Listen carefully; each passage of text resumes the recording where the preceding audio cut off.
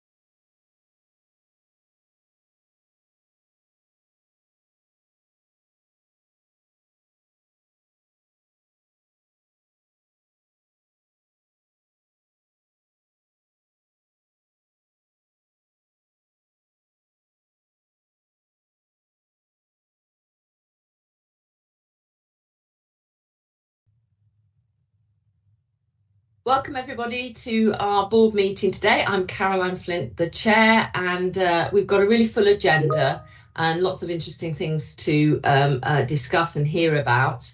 I have apologies for absence from Steve McGowan.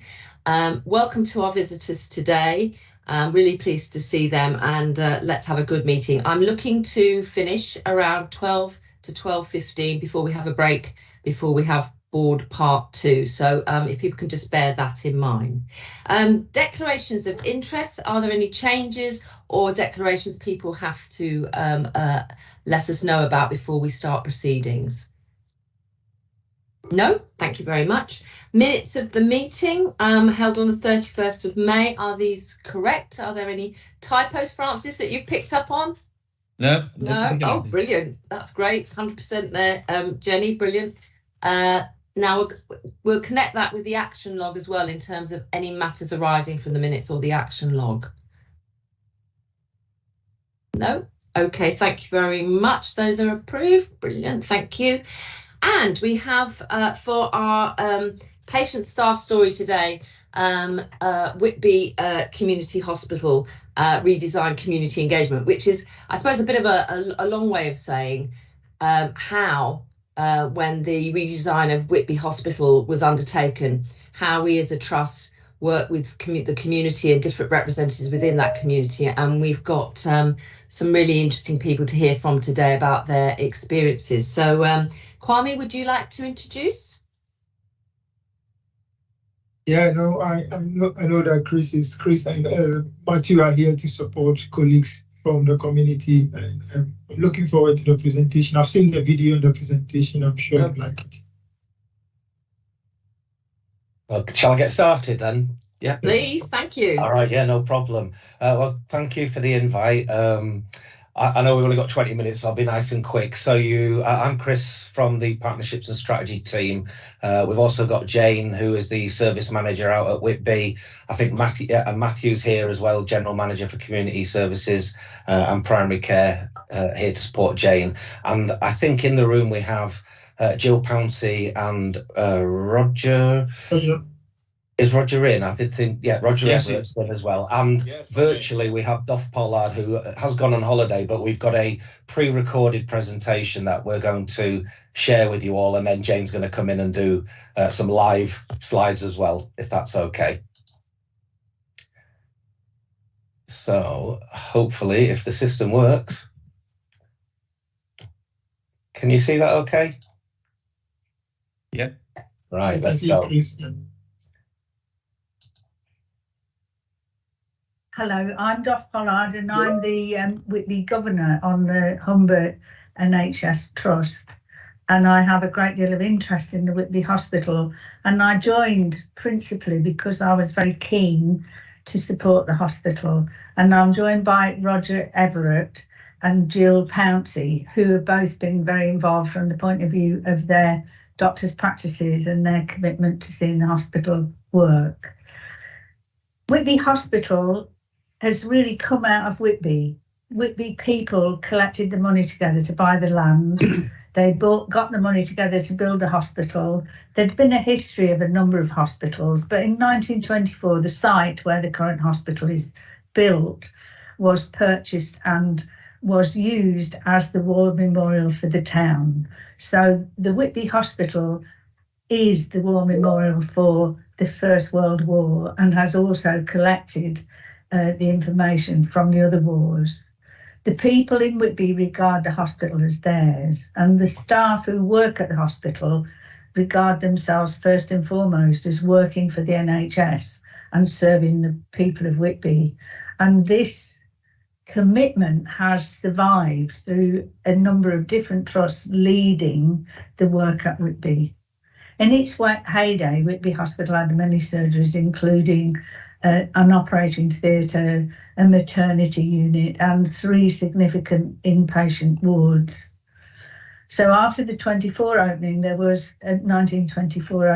a further opening in 1976, which was undertaken by Princess Margaret, where there was a real refurb and a whole new range of services continued, most particularly which included the loss of the maternity unit, which could cause some considerable distress. I'm now going to hand over to Roger. Good morning. When the CCG was formed, one of the initiatives that they spearheaded was the refurbishment of Whitby Hospital. And there was considerable effort put in by them to bring things to a head and engage with the community to find out what people's expectations were and what they were looking for in a local hospital. Now that took some time, and the situation in terms of the project for the hospital became quite difficult. The CCG were seemed to encounter a number of problems which caused hiatus in the progress, and it wasn't really until Humber became the major contract holder for the hospital that things improved in terms of speed, and there was a great deal more progress. The reopening of the refurbished facilities in 2021 was welcomed by everyone. I think that everyone in the town was champing at the bit to see what the new hospital looked like, and the results have been very well received. People's expectations, though, are that the services that were provided prior to the refurbishment and now should be the same, or if not better, or of wider scope. And we'd like to see a greater working together between the various providers that deliver services on the site. People don't understand the fact that there are different organisations within the NHS all operating in the same building with an apparently different set of rules and regulations. And one of the things I think that people are expecting to happen is that gets smoothed out, that it becomes a far more uniform presentation of service. The building and the environment's wonderful. No one can criticise that. A great job was done by Property Services and the Humber team in getting the building done, and indeed what they managed to pack into it.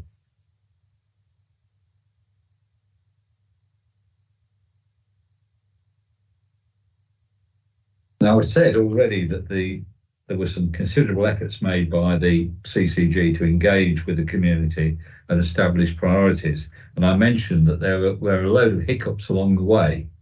And at one point, there had been a deathly silence for quite some months about what was happening with the hospital.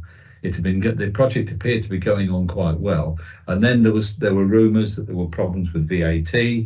There were problems with actually getting the money committed, and no one seemed to be able to tell us exactly what was going on.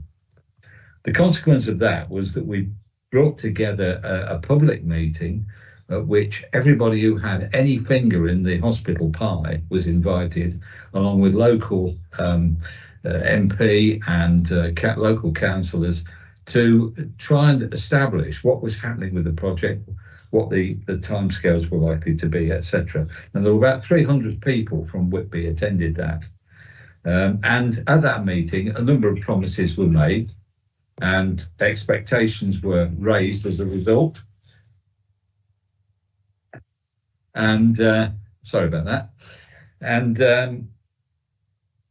I think most all of those promises and expectations were included in some form in the business case. But people at the moment are not seeing quite what they expected in terms of the hospital. And I'm sure colleague here, Jill, will come on to talk about some of the things that we would like to see going forward. So I'm going to hand over to Jill now.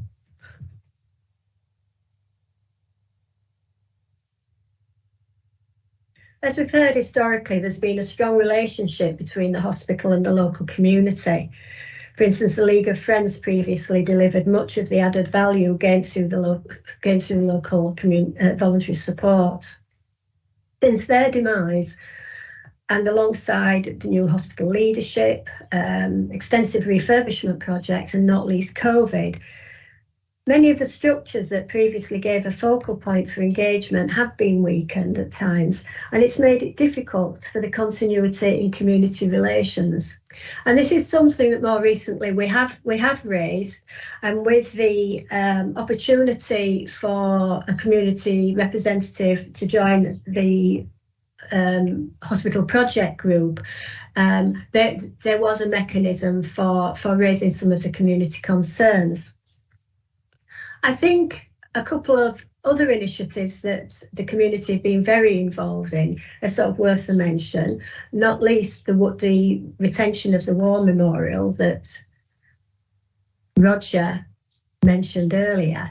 This is something that's really important to the local community and had to be fought for, but I think to have not included this in the new building would have been a major obstacle to future engagement with the community. But it's there in place now, it's got pride of place, and I think we're all very glad to sort of see it's there.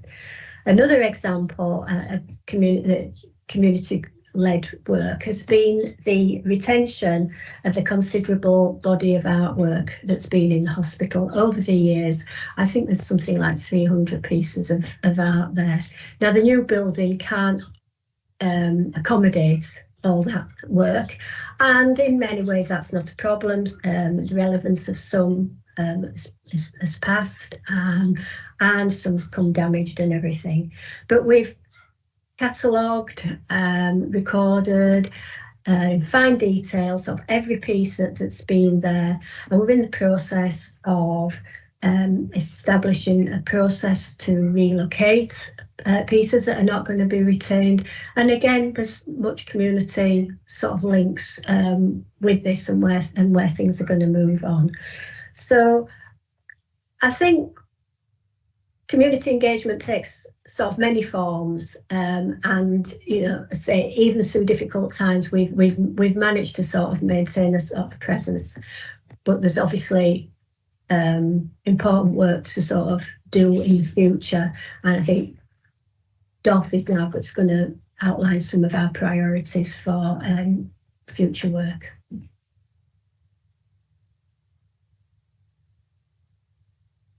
We're really excited about our fabulous new facilities.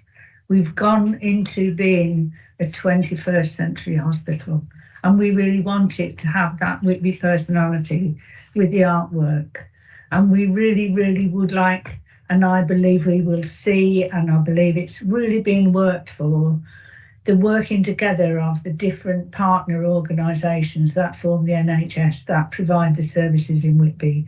And that means not only the people within the building working together, but us trying to ensure that the technology that supports patients in Whitby in getting the best service can enable them to get that service in Whitby, and we can be electronically connected to get the best possible consultation and links with our partners. And I feel in my conversations as a governor with other members of the leadership within the trust, that there is a real commitment now that we've got the building to examine post-COVID what the opportunity is and how we can really make the most of what we've got now. Okay, thank you. I hope that wasn't too awkward or weird or whatever the word is for Roger and Jill to see themselves up on the big screen there.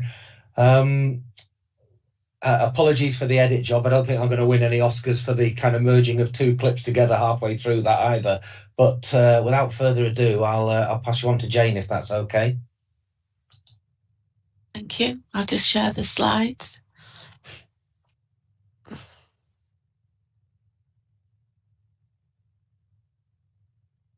Can you see them okay? Yeah, thanks, Yeah. Chris. I can see you nodding. I'm Jane Gibson. I'm the new service manager for Whitby Hospital. Since joining the organisation in March this year, there's been the opportunity to meet our PACE members. They've been very welcoming and keen to share their experience. I got an immediate sense of passion and enthusiasm, and to ensure that the Whitby personality was included in the fantastic rebuild, because it is an actual great place to work. From the PACE forum, we were asked questions around service delivery. Room utilisation work to maximise the space within the hospital has commenced. We are going to market our room space with our comms team and are seeking local provider interest alongside linking in with our ICB partners. Internally, our partnership and strategy team, and you can see Chris is here to support me with the work with this, and here today has helped search for the original business case. In order to feedback the key asks back to the PACE forum in October, I am conscious of time, so I won't go into detail, but we do invite questions after the presentation with regards to that. We receive excellent feedback around the facilities and the services that we deliver from both our BUG members, the public, and from our FFT feedback. We are in a position where the initial scoping illustrates everything pre-COVID is provided now, plus an additional 10 provider-based services within the hospital, as you can see on the table displayed. Chris's team has identified gaps in the provision originally promised within the business case. When we were led by CCGs with Hamrich and Whitby, there'd been a promise of a health and wellbeing hub and also digital inclusivity. We are currently assessing ways to and opportunities to improve. For instance, any opportunities of collaborative working towards blended appointments of the digital or face-to-face with our partners for patients accessing the hospital. We will also approach North Yorkshire Place to explore original proposal for a health and wellbeing hub and continue the focus of usage to benefit the town. Once these have been completed, we will be in a position to showcase the difference in the expanded services and report back these findings to the October PACE forum. Thank you. I shall exit that now and share my screen and invite any questions anybody would like to ask.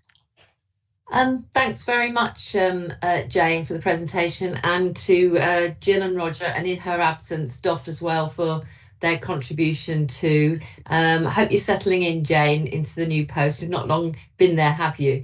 No, I'm really enjoying it. Thank you. Great, that's brilliant. So I'll just open it up to the board if they've got any questions they'd like to ask of you or some of our other guests today. Any hands up from anyone? Hanif. Thank you, Chair, and thank you all for the presentation. But personally, great to see something led through community ownership and seeing where it's got to. So congratulations all. I mean, we're all aware that in larger statutory organisations, departments not always communicating with each other and talking to each other can be an issue. But I just wanted to pick up on that comment about the providers not working together and that leading to patients really having to negotiate to try and get and access the services they need, and whether there's any learning outcomes for us as a board and with the exec here where we can assist to improve that current situation. Who would like to take that? Jane? Yeah, that's something that I think that the public and the PACE members felt before Humber came into post, I believe. So this is why we invested so much in working with them so closely to ensure that we're working well and we're providing all of the services that they that are wanting to do moving forward. Is there anything, Roger, at all that you'd like to bring up with regards to that comment? Oh, Jill, I think Jill wants to say something. Jill. That's fine. Yeah, if I can just come in there. I think since the reopening of the new hospital, I think one of the things that we picked up in the community, it was actually more about everyday practical issues that were sort of more immediate, and I think perhaps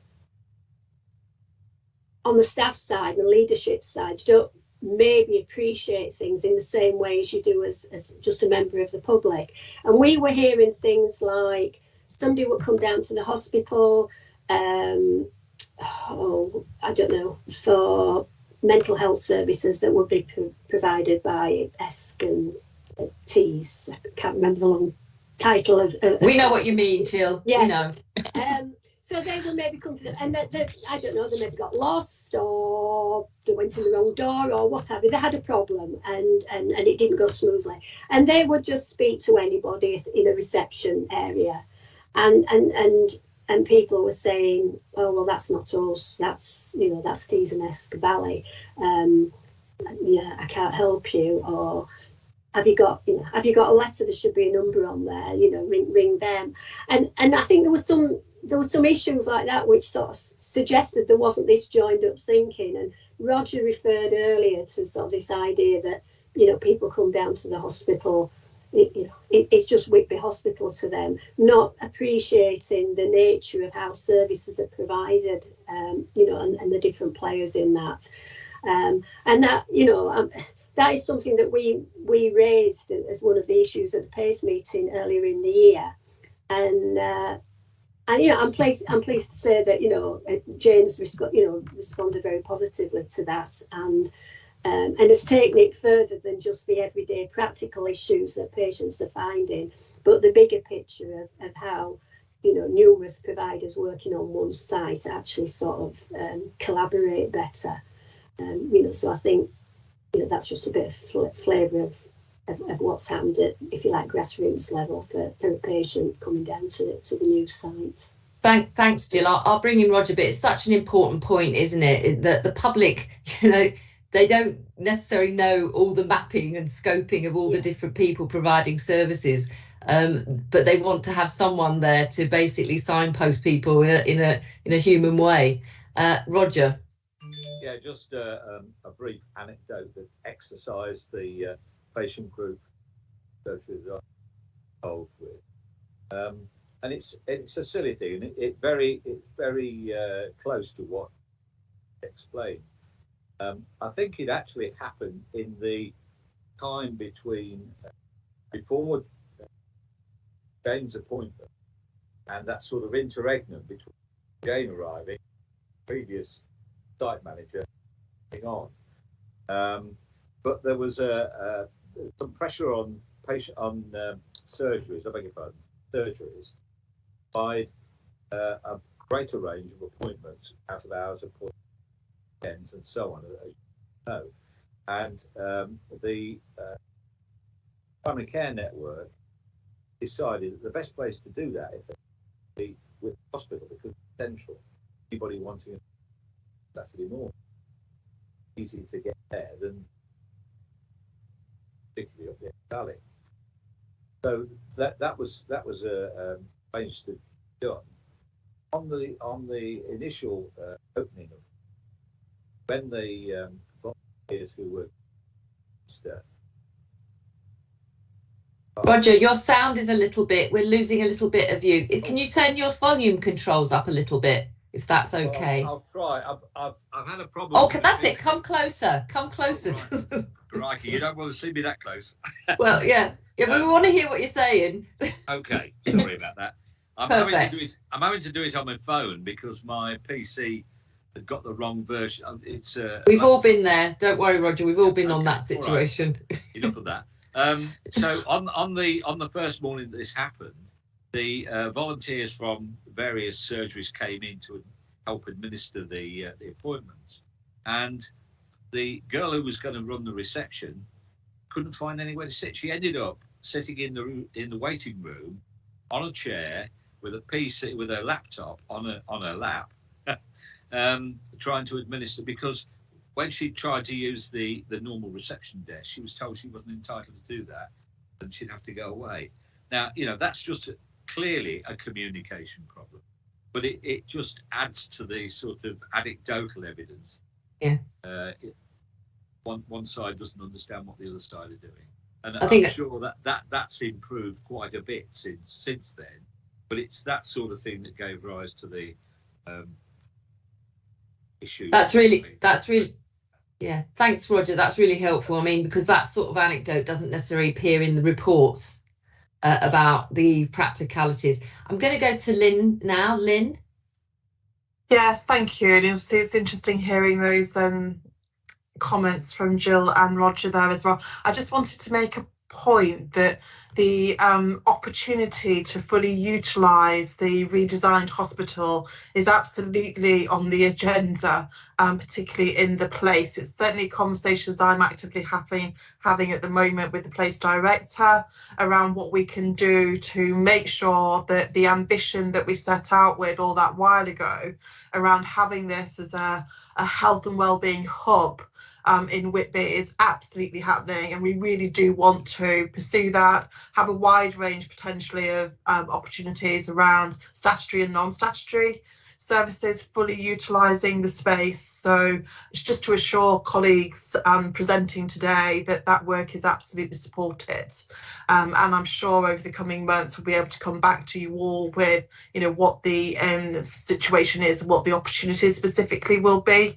But that last sort of couple of comments around fully utilising, wanting this to be a space where people feel very welcomed is really important. So good to hear, and I know Jane and Matthew are working hard on that as well. So that certainly is our ambition. This is a real opportunity and asset to Whitby, and we need to make sure collectively we're working with you to maximise that. So over the coming months, I'm sure there will be some developments that will bring that space into its full utilisation. Lynn, can I ask you, is there a sort of Friends of the Whitby group now? Obviously we've got Jill and Roger here, and we heard from Doff earlier. Is there a sort of liaison group which all of those and others can be part of as part of an ongoing engagement? Yes, Caroline, and obviously Pete was obviously the SRO for this programme as well, so that's certainly been part of that programme of work to make sure that there absolutely is ongoing engagement that is supported by Mandy's team, as you would expect as well. So yes, and we really want to see that built upon even further, Caroline, and again to realise that ambition of really wanting this new development to be a fantastic opportunity, particularly around that wider ICB agenda of integration as well. So I was certainly at a workshop on Friday in North Yorkshire where those conversations were happening as well. So it's just to demonstrate that commitment. Thanks, Lynn. Matthew, who's observing today, I think this sort of comes under part of your portfolio, I understand, Matthew? Hello, good morning. Yes, it does. My name is Matthew. I'm the General Manager for the division. I've just come to observe and support Jane. Really good presentation, thank you. It was really interesting to see actually the history of Whitby Hospital. I didn't realise that it was established in 1924 and it was funded by kind of the local patient population.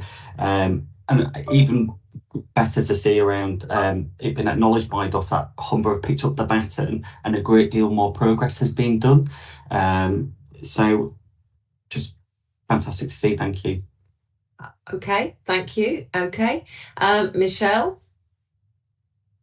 Yeah, good morning, everybody, and thank you for such great presentations and the passion. And thank you for your support over the last few years, really, in developing and producing the Whitby Hospital development as it is. And welcome, Jane, to the team.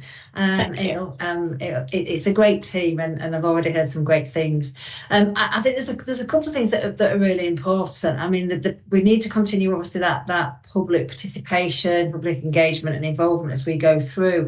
But we also need to continue to develop the site. And I was going to mention what Lynn mentioned, but literally just this morning I've been having a conversation around the East Coast strategy again, on how we can maximise Whitby Hospital, but other facilities that we have around that East Coast, but also how we maximise the service delivery. And I did mention the Health and Wellbeing Hub, because I think it's a really crucial development, not just for the East Coast, but obviously looking upwards towards Tayside as well. So really watch this space on that, because I think because of the provider collaborative work that we're doing now, both in the community and primarily with the primary care one, actually, I think things will start to develop there. But just to say thank you so much for all the work that you're doing. It's a great facility. I love going up to Whitby to see the facility and meet the staff, and we do need to maximise that. It always reminds me of a new build, actually. You won't believe that it was part of the older hospital,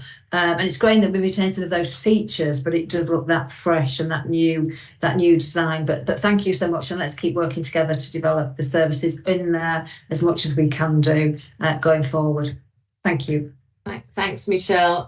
So look, can I just thank everybody, Roger, Jill, Jane, Chris, and having Matthew here, keeping an eye on things as well, for your contribution today. It's obviously DOF isn't here, and as one of our governors, DOF keeps me very well informed about different things happening, and I know you've just touched on just a few of the projects or issues that have come up. The garden, I know, I've talked to Pete about that. There's also, I think, the windows and the sort of, some of the issues around using a nice film on the windows that looks retractive as well. I've had conversations with DOF about that as well. And I know it's ongoing, but I think really importantly as well today is that when you have a building where there are a collection of different providers providing services, is how you recognise that, but at the same time there's some sort of unity within that, particularly for people walking in the building who will not be aware of that and just want to be able to be supported by everybody, with nobody saying that's not my job. That isn't the sort of culture we want. I'm sure we're working very hard with the other providers to make sure that's not the case.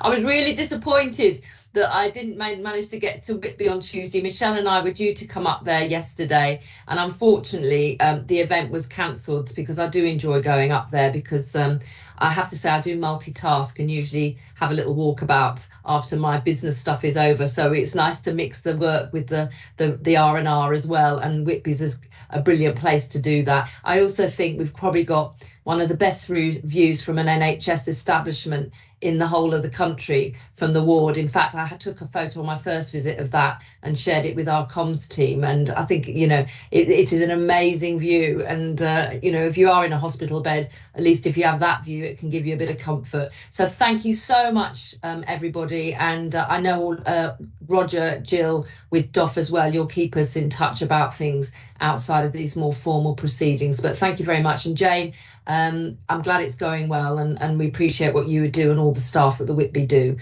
for our communities and also for the trust. So thanks very much, everybody. Thank you. I'll take that feedback to the team. Thanks very much. Okay. See you later. Thank you. Bye. See ya. Bye. Bye. Bye. Bye. Thank you. Bye. Okay, that was great. lots happening still at Whitby. It goes on, never stops, I imagine, Pete. In fact, inundated with requests, I'm sure. You're on the department that deal with lots of the estates work up there. And our estates team have done a fantastic job, Pete.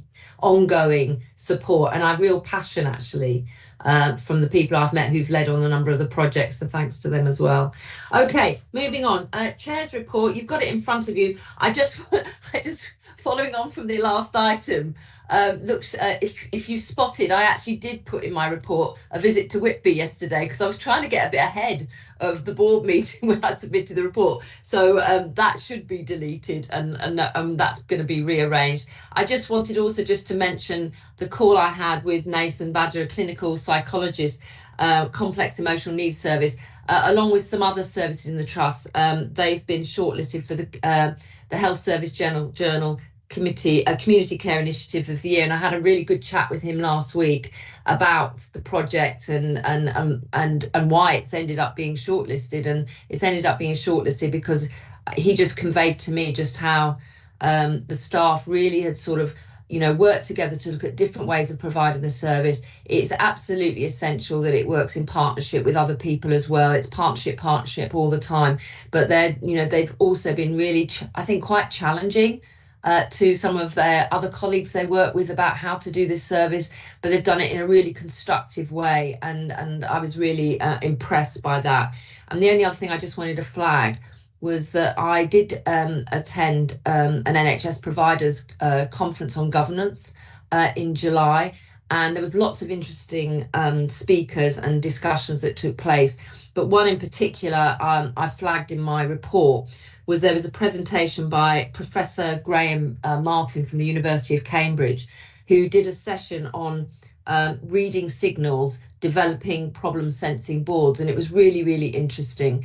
And I think it'd be a really good opportunity, and I did have a chat with him afterwards, and I'm going to raise this with the ICS, that maybe a webinar involving Graham might be really useful to do a similar presentation for boards within our Humber, North Yorkshire area. It was really insightful, and I think I'm sure everybody on this board, NEDS and EMT, would find it interesting to hear some of that data and evidence that he's got as well, which can just add to the really great work, particularly Hilary, you've been working on as well, in terms of the voice from people coming through about what's happening in and around the trust. So I just wanted to flag those particular issues today. Any questions or on the report? No? Great, thank you. We'll move over to Michelle then. Thanks, Chair. Good morning, everybody. I am trusting people have had a chance to read the report. There's lots of detail in it. I'm sure my colleagues around the table will be happy to expand on anything. I'll pick out a couple of things as usual. There is one policy to approve, which is the medical gases policy. That's in Pete's domain, but it's there for approval. Just to say thank you to everybody that took part, either in person or in other means, for the shuffle-a-thon, as I've now called it, rather than the dance-a-thon, which took place to celebrate the 75th anniversary of the NHS, but also my annual challenge. The money's still coming in, but it's over nearly touching £5,000, which is not insignificant in today. So thank you to everybody for that, and that'll go into our Health Stars fund, and people are working on how they can challenge me next year. But we had some great participation from staff, both streamed and popping in.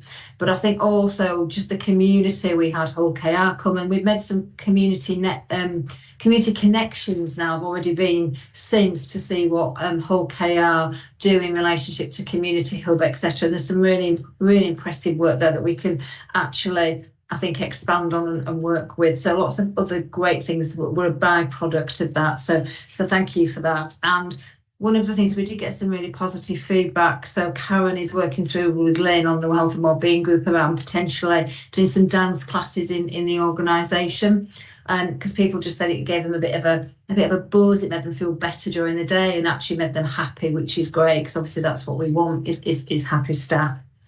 There's a section on Right Care, Right Person. You'll have seen the media launch today on the partnership agreement, which we have been involved with, not the media publicity, but the actual partnership agreement. And I know that we've got several people on the expert reference group that's developing some of the detail behind that. We're obviously seen as an exemplar site, so I'm linking in now regularly with the Metropolitan Police because we're trying to pull back their timelines a little bit to make sure it's that phased approach. But obviously that is positive for the organisation, but also time consuming as well. But lots of things there. We're also developing, Lynn and the team are developing a toolkit that NHSE have asked for, so we can see, and I spoke to Claire Murdoch earlier on in the week, and she's really interested to see how that's developing. So some really positive views on that, and more importantly, we're getting some positive feedback from patients, because this is about patients, community, it's about working in partnership with our colleagues in the police, but also about improving services for the public as well. There is, unusually to my report, there's a couple of attachments, and one of them is the covenant for the veterans, which I've signed on behalf of the organisation. It's just, we have seen it before. It's just an annual thing. I'm sure people are okay with that, but I've attached it there for information. And it supports the work that we're doing with veterans and on veterans services as well. I think it's really important that we continue to support that. It's great that we've been shortlisted from HSJ Patient Safety Award. So fingers crossed to all those that's involved, but again, having 3 is amazing. There's a little bit of a write-up on each of those. It gives me great pleasure to say that we've approved now the process for value-based recruitment, and Karen may want to pick up on that a little bit. It's something that we've been working towards for a while. We've done a lot of values-based recruitment with service user panels, community panels going forward, as some of you around the table have been aware of. But we're rolling that out now across the organisation, and that links into our values, but more importantly, our Being Humber framework.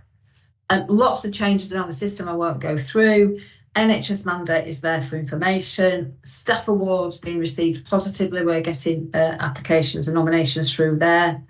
Congratulations to Hilary and the team for the Pastoral Care Award for the international nurses. That's really important. And well done for Pete and the team for getting across the line at the moment the electronic patient record.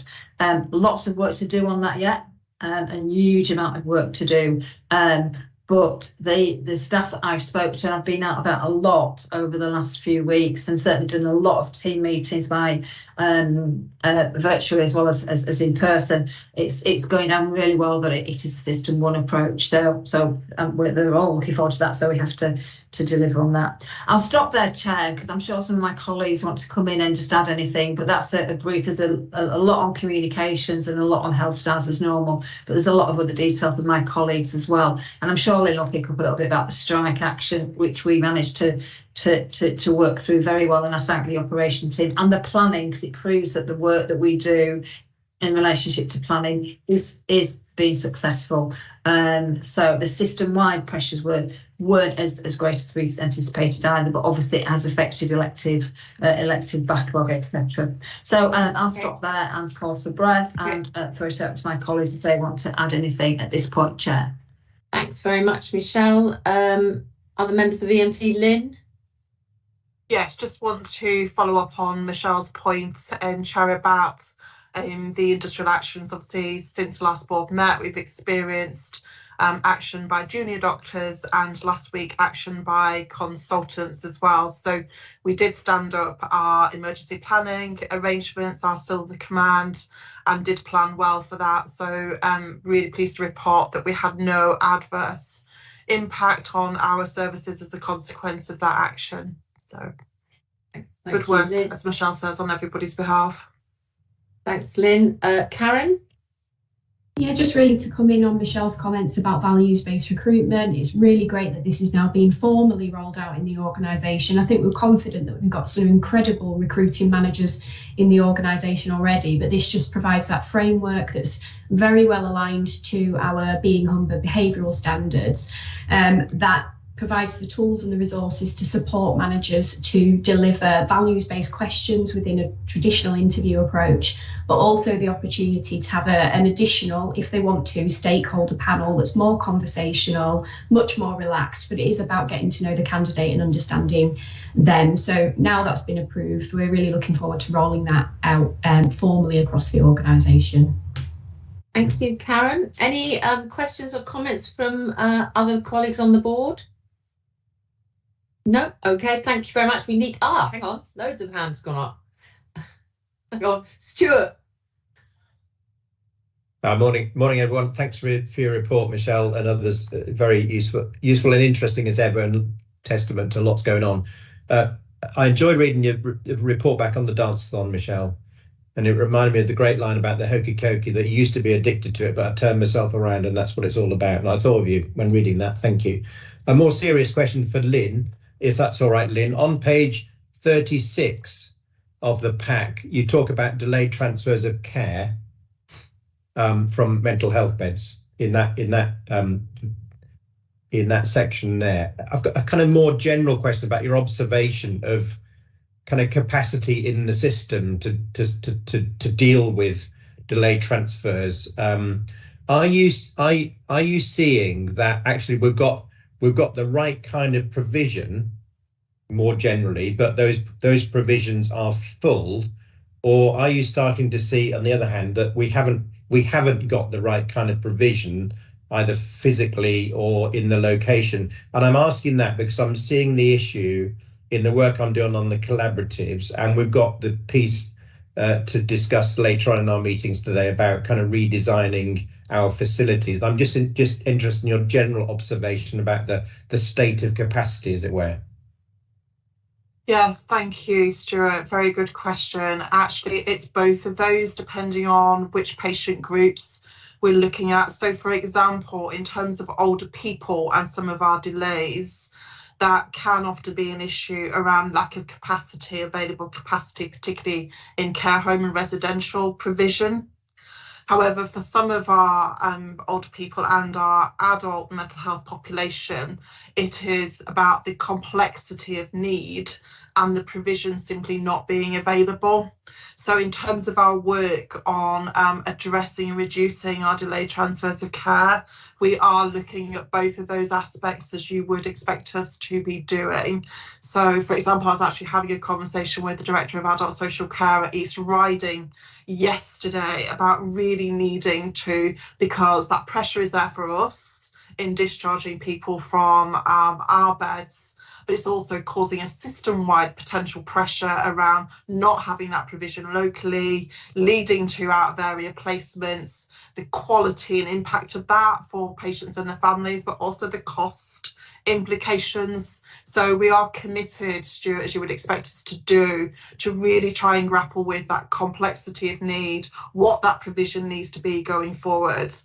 In terms of children and young people, we've actually had some very recent success around working collectively together and putting complex community packages together in a way probably the system's not being able to do before. So I'm optimistic that we've got some principles and ways of working now that we can actually address some of those issues in a different way. But unfortunately, they are not immediately available. So it's that lead-in time to get to that place where we're able to address that. I'll probably pick it up again, Stuart, when we come to the performance report, if that's okay, and the relationship between the delayed transfers and the out-of-area position as well. Yeah, thanks, Lynn. And it plays to our approach about collaboration and integrated services and how we work with partners. So thank you for that. I think it's always useful to use case studies and examples to work out how we work, as it were. Thanks, Lynn. Thank you. Thanks, Stuart. Thanks, Lynn. Hanif? Oh, sorry, Francis. Sorry, apologies, Francis. That's all right. One bit of congratulations, as Michelle pulled out. It's great to see all the stuff on pastoral care, the breastfeeding accreditation and the Health Service Journal Awards. So well done to everybody involved with that. And then my question was really around the Schwartz wards visits and just how they were going and what impact they were having. I see it's in there. It was just how many have we done and how well is it going? I think it's at first, and then you can pick up that it's really in its infancy. We've had some conversations. It's gone through the Health and Wellbeing Board, so it's just to really flag that we started to do this. It is quite an innovative rollout for mental health. There's been quite a large acute base done, but this is just a bit like trauma informed briefings for staff that come from a chap called Charles Schwartz, whose wife was suffering from cancer, and he sort of said, well, I'm doing a lot of work for my wife who's looking after the staff. So we've got the principles now. It's been through the health and wellbeing team. We've got the psychologists involved, so we're just about to pilot them, Francis. So we'll have some more information as it comes through. But I don't know if Lynn wants to add anything there. just to say, Michelle, and what works well, and we have looked at this, and Kate York, obviously our principal psychologist is leading for us, is that these need to be in person to work well. So they are very tried and tested, as Michelle says, in acute hospitals particularly. The reason why we want to pilot is obviously our geography, slightly different challenge than acute hospitals. How do we make provision for them in such a way that we can make sure that all of our staff who want to attend them and benefit from them can do so? So we're thinking about that at the minute, the logistics of how we make that happen, but we're looking to the autumn, for instance, when people have had the sort of some holidays out of the way, to set those pilots up. There are other mental health trusts that use them, because I've been on calls where it's been discussed. So are there any sort of exemplars who've already been using that we're talking to? Yeah, there's not many, Dr. Caroline, because I was the first mental health trust in a previous role to introduce it. So I think it's rolled out, but the ones that have introduced it, I do know them, and we will be taking some obviously some learning and some sharing experience from those. Okay, thank you. Hanif? Thank you, Chair. A couple of comments. So firstly, Michelle, something for me to pick up with Stuart and Charitable Committee, but interested to read about those larger potential FR campaigns. So, for example, the one around the 3 cardio walls, I think it's got real potential. And I'm just wondering if our charities actually recognising the potential there to actually run those possibly as specific campaigns, but I certainly think there's something there, Stuart, for us to take away and discuss with colleagues. And then secondly, just interested in your comment about Hull KR. I know there's that rivalry with Hull, but I did a fair amount of work with Leeds United Foundation in the past on public health as opposed to this area. But I do think there's some potential there. Yeah. Because obviously there's a number of clubs, but there's both the rugby clubs and Hull City. And in the past, at one of our strategy away days, we did talk about stakeholders and how different stakeholders in the community could actually add value. So great to see Hull KR, but maybe we could look at, as I say, widening that to some of the other clubs in the area. Yeah, some really great points, especially for lots of different things like suicide. And we did pick up Hull City as well, because there's some fairly intrinsically linked to Eve, but absolutely really great points. And yes, we will do it, and we'll keep the body informed. Thank you. Kwame? Yeah, just a quick one to bring the board's attention to the last page of the report, which has we pull out 9 items, which is one size of an A4. There's also hard copies and also electronic copy, which is how patient can get involved in activities in the trust. And hopefully people who are watching, as well as the board members' attention, will be drawn that when you go around your visits or you meet patient group, these can be shared so that we can get patients involved in all sorts of activities in the trust, which also helps them as well, including volunteering, helping them to get into employment and recruitment, etc., etc. Thank you. I think it's a great leaflet, Kwame. The bit about members looks a little bit of an add-on at the end. Maybe that should be looked at, and it doesn't mention governors. So I think the rest of it, I really like the design of it. It's just that looks like it's just been sort of, well, we better have that on at the end at the bottom. It doesn't have the same format as the other boxes for getting involved in. So maybe I thought that could be looked at. Thank you, feedback. It's a nice leaflet and it's very clear. Okay, anybody else? Right, okay, thank you, Michelle and others. We have to ratify medical gases policy. The board happy to do that? Yes, nods all around. Thank you so much. Publication and policy highlights, please, Michelle. Yeah, again, it's there for information. There have been a lot of different policies out, most of which are covered in the report, and obviously ones which will be picked up later, the diversity piece, the workforce piece, etc. There's 2 major ones on mental health as well, which we're working through, but the rest are in here as well. So it's just if anybody's got any comments, Caroline. Thanks very much, Michelle. Anybody got any comments? Some really good publications to have a look at on there, actually, and the links are all provided. Anybody? Hanif? I know Steve's absent, but just that correlation between what we're doing with EDI and the first plan, like the NHS improvement body have put out together, and just making sure that synergy is there, Michelle. But I'm sure, you know, he'll be looking at that. It is. It's quite helpful in the work that we're doing. Actually, it comes at quite a good time, as does the workforce strategy as well, the long-term plan, because Karen's working through that as well with Steve and the team. I don't know, Karen, do you want to maybe pick up anything there before we hand over?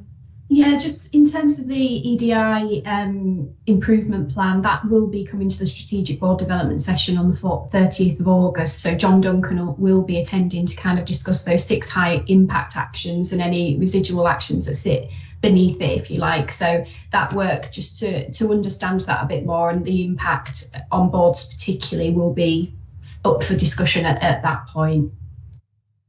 Thanks, Karen. Okay, thank you. Dean.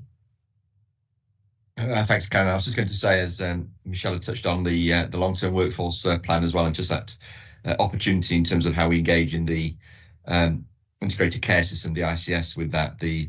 That paper sort of makes it clear, doesn't it, that demand, particularly ageing population, will be more in sort of rural and coastal areas than perhaps in cities, and that will need different responses to that sort of planning. And so I think we've got a great opportunity. Michelle's just mentioned things like the East Coast and how we tie all that together in terms of looking at that long-term workforce plan. I think good opportunity for us to engage. Definitely. Thank you. Dean. Kwame? Yeah, no, I just bringing to the attention of we've always talked about the impact of COVID and how the referral rate and morbidity in psychiatry, not only the level of referral, but also the intensity. And I did put a small item in about eating disorder, and even me was surprised to see how it's changed from almost about around 100 to 200 within a couple of years. And just to highlight on the demand and capacity issues which not only eating disorder services are facing, but of all the other trusts, all the other organizations and trusts as well. Yeah, thank you. And the BBC reports on that was quite interesting. About they said actually young people in more affluent areas, young women in more affluent areas, were more affected on this than in more socioeconomically disadvantaged areas. I thought that was quite an interesting insight into the information. Michelle. Yeah, that's been quite a common public health background in relationship to that, and it's widening as well, which is quite worrying. But going on to the 4 publications, there are 4 major publications. Obviously, the 2 mental health ones. I mean, most of this is on the board strategic session. The diversity one, which you mentioned, and the workforce. And just to pick up Dean's point, really important actually, Dean, and one of the things I think the ICB has done relatively well at the moment actually is looked at the strategy, the new long-term workforce strategy, and divided it into what they're doing either from the 180 days that they did or the breakthrough programme. And just to give the board a bit of reassurance, we are really actively involved now in all of the work streams, and in fact we're leading on a couple of them as well. But what we just need to make sure is that we link that into our developing people strategy as well. So we are trying to link all that work together. But we'll pick up most of that for more detailed conversation at the next strategic session, because there are some major implications on most of those major 4 documents for the board as well going forward. But it will all be discussed. Thanks. Thanks very much, Michelle. I can't see any more hands up there, so thank you for that. We're running a little bit behind my sort of schedule here, so Jenny, if there are some guests coming along, you might like to say they don't have to, they've got a little bit of leeway on time. But let's move straight on to the finance report. Pete. Thanks, Caroline. So if we take the report as read, conscious of time and the helpful prompt, but I'd pull out probably 4 key highlights with the report, if I may. So at month 3, the trust achieved a break-even position, so consistent with our plan, and the only trust in Humber and North Yorkshire to be break-even at month 3. You can see from the report our cash balance remains strong at roughly £30 million in the bank at the end of the month, and that supports our performance against the Better Payment Practice Code, where again we're strong at 95% consistently. Obviously, the 2 areas of concern remain agency and primary care, and we have recovery trajectories, and we have a level of oversight of that at EMT and also Finance and Investment Committee. So I will stop there, Caroline, and I'm happy to take any questions. Thanks very much, Pete. Questions to Pete or comments? No? Good. We're all looking forward, Pete, I think, I know we've discussed this at our strategic sessions, is that to have an approach to some of this more shared across the ICS area in terms of budgets and producing accounts and things like this. It's a part of our ambition, of part of our contribution, isn't it, to the wider system? Absolutely. And obviously part of the system is to develop a medium-term financial plan and what our underlying financial position is going forward. Brilliant. Thanks very much. Pete, we'll move on to performance report. Lovely. Thank you. So we are still on the current version of the performance report. The new version we discussed and agreed at the strategic board session is still in development, but will be available from September. So, apologies. I know it did go around the board yesterday in relation to the mortality dashboard, where we did make a correction to the LD inpatient deaths, but the public record of the report has been updated. I guess in terms of the monthly performance report, the headlines I would pull out, and I'll hand over to Lynn just to cover the DTOC and operational performances. Positive to see staff man training performance continues to be strong. We're almost at 95% now, which is really positive. Likewise, I think we've seen strong performance on clinical supervision, and June at 93.3%, is one of the highest since my time sitting at this board. I also think whilst we've got some challenges on the safer staffing dashboard, it's a much more positive position that we're seeing here in the board today than we have seen in previous months. And whilst our performance on the EIP remains strong, again, with 2 consecutive months above target, I'm sure Lynn will cover the East Riding Eye Act as well as DTOC and other items, but whilst we are not meeting the 6-week target, we do retain strong performance on the 18-week target, so we shouldn't lose sight of that. So there were my whistle-stop headlights, Caroline. I'm happy. I'll probably hand over to Lynn first for operational, if that's okay, Lynn. Yeah. Thank you, Pete. Yes, so particularly wanted to continue really the conversation that we started in response to Stuart's question around the DTOC position and the out of area placement position. So whilst we absolutely need to continue to be focused on reducing the DTOC position, given what I was saying earlier around actually the residual sort of issues that we're seeing around complexity in that picture, we can't expect to sort of see that reduce, unfortunately, very rapidly. However, what we do need to do is make sure that we are very focused on other measures that we can take to reduce the out of area position. Obviously, nationally, there's an ambition to see a 0 position. I think it's honest that we are in our ICB comparatively in a slightly worse position than some of our other neighbouring providers at the moment. So when we examine our data, just to give the board some further information, we are seeing demand persistently raised above slightly normal variation for older people's admissions.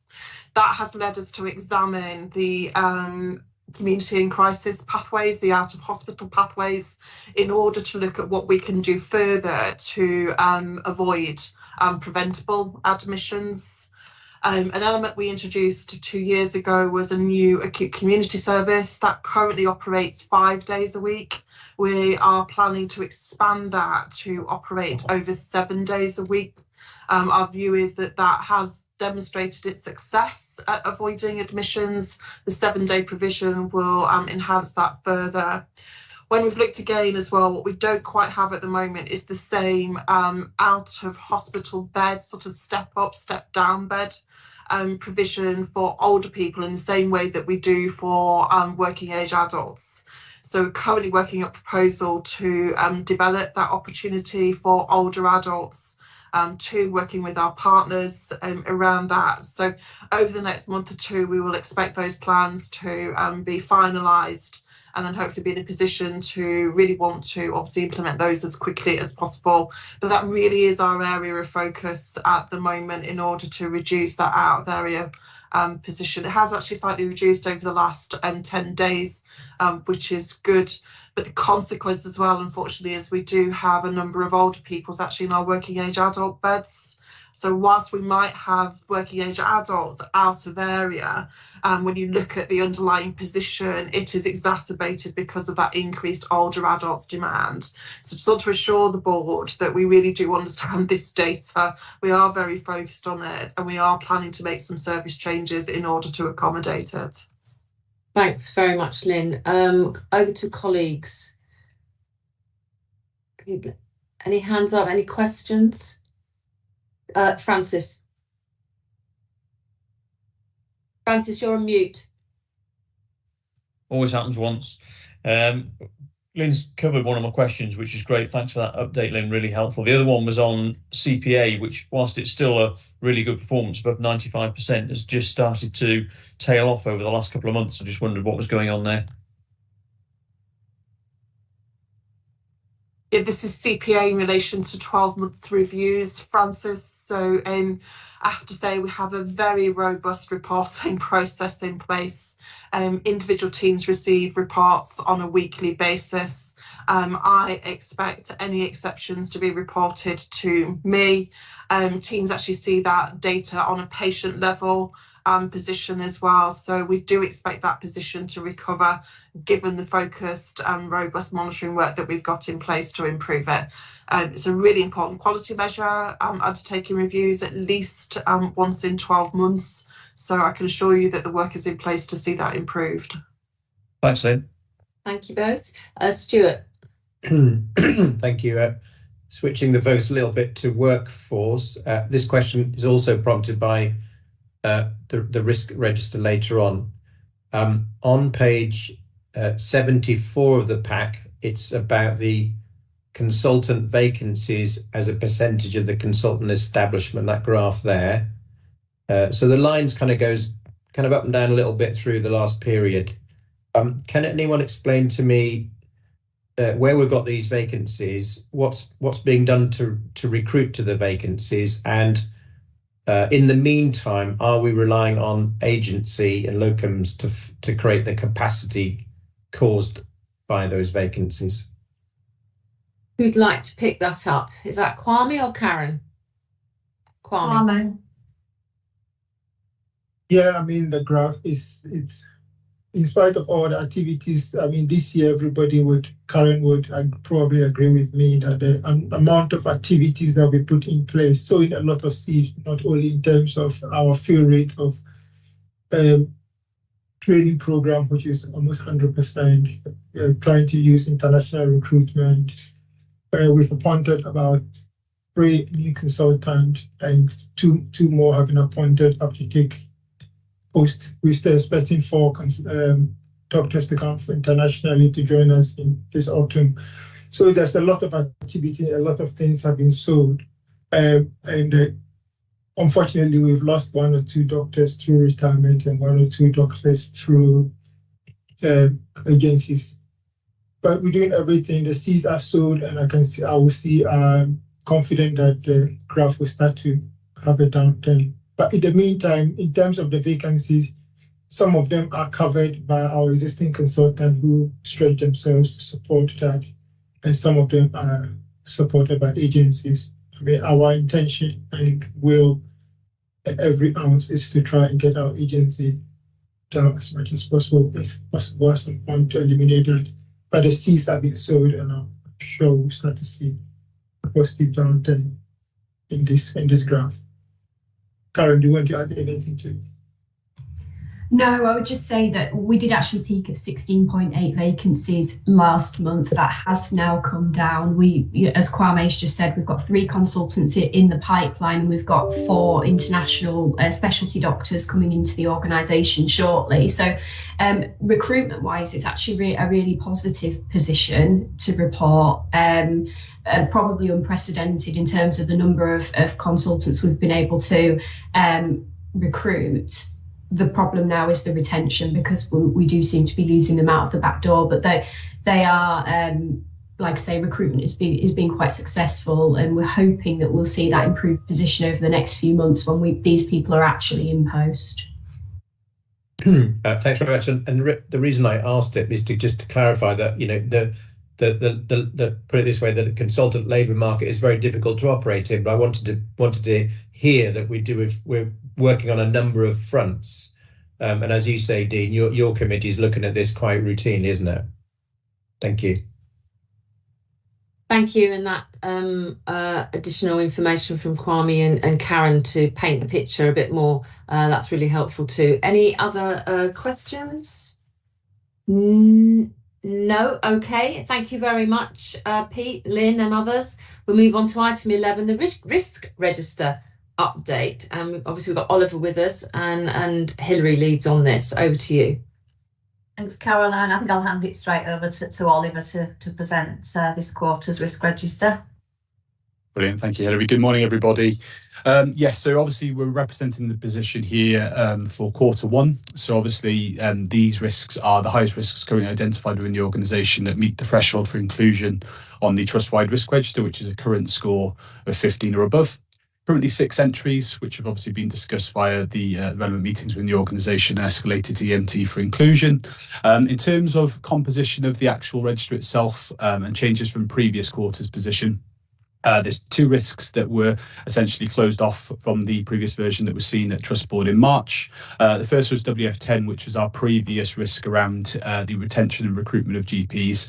That risk was replaced with a new entry, which is WF37, and that is included now on the Trust-wide risk register. That was just a more concise statement of the risk, and obviously we've reviewed all of the controls mechanisms in place, as well as source of assurance and the actions linked to that particular risk. And then OPS 13, which was the risk linked specifically to the CAMS inpatient position, has also been reduced, so that no longer appears. Obviously continues to be monitored by the relevant forums within the organisation, and obviously we'll keep an eye on it, and if the situation does change at all and requires escalation, we have the mechanism in place to allow us to do that. So in terms of the wider risk register for the trust, just to give us a bit of a summary in terms of numbers, bit of a drop off from 147 total risks for March's position to 132. Not a particular area where we've seen a steep fall in number of risks. It is very much dispersed across the areas. Obviously we'll keep a close eye on it. Obviously I'm looking at the risk register for where it currently stands, particularly from the divisions and what was reported into the Trust ODG meeting. There are new risks being identified each month. We are getting the assurance that the risks are being added to the registers by the divisions, and obviously we'll continue to review that in terms of overall position. And then in terms of the current risks that sit on the risk register for the trust-wide position, obviously there's 2 ops-related risks there, ops 11, ops 15. The first is around the sort of overarching waiting time position for the trust, obviously based on current position overall, which currently sits with a score of 16. Ops 15, which is the risk specifically in relation to delayed transfers of care, but obviously includes use of out of areas as part of that risk, and that's currently scored for a score of 16. MH88, which is one of the risks that's been escalated from the mental health division, was discussed and has now been included for this month. It's around insufficient AMP resource within service. And then MH90, which is issues with recruitment and retention for qualified Band 6 social workers, particularly in the mental health locality teams for Hull. So both of those risks scored at 16.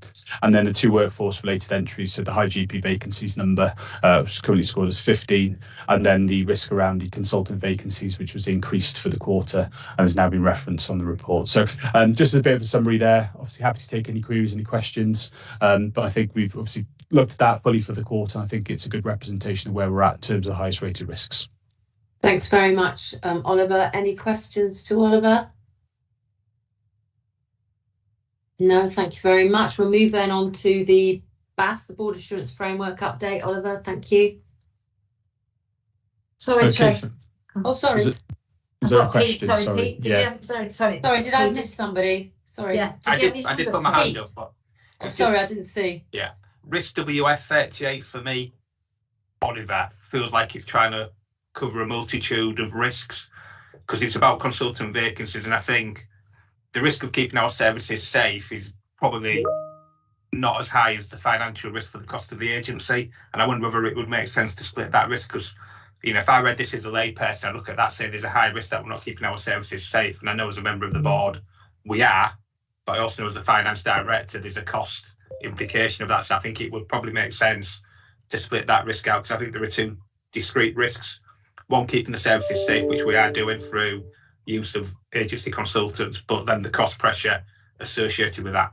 Apologies, I wasn't at EMT when this new risk came on. Yeah, thanks, Pete.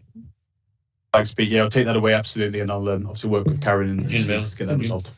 And it sort of links into the earlier discussion, doesn't it, on the performance report as well, and what's going on there. We're recruiting more consultants, but we've got this retention issue going on that leads to some of those other things as well. So it joins up together with that too. Thanks, Pete. Sorry I didn't see you there. I'm looking very carefully now before we move on to the BAF.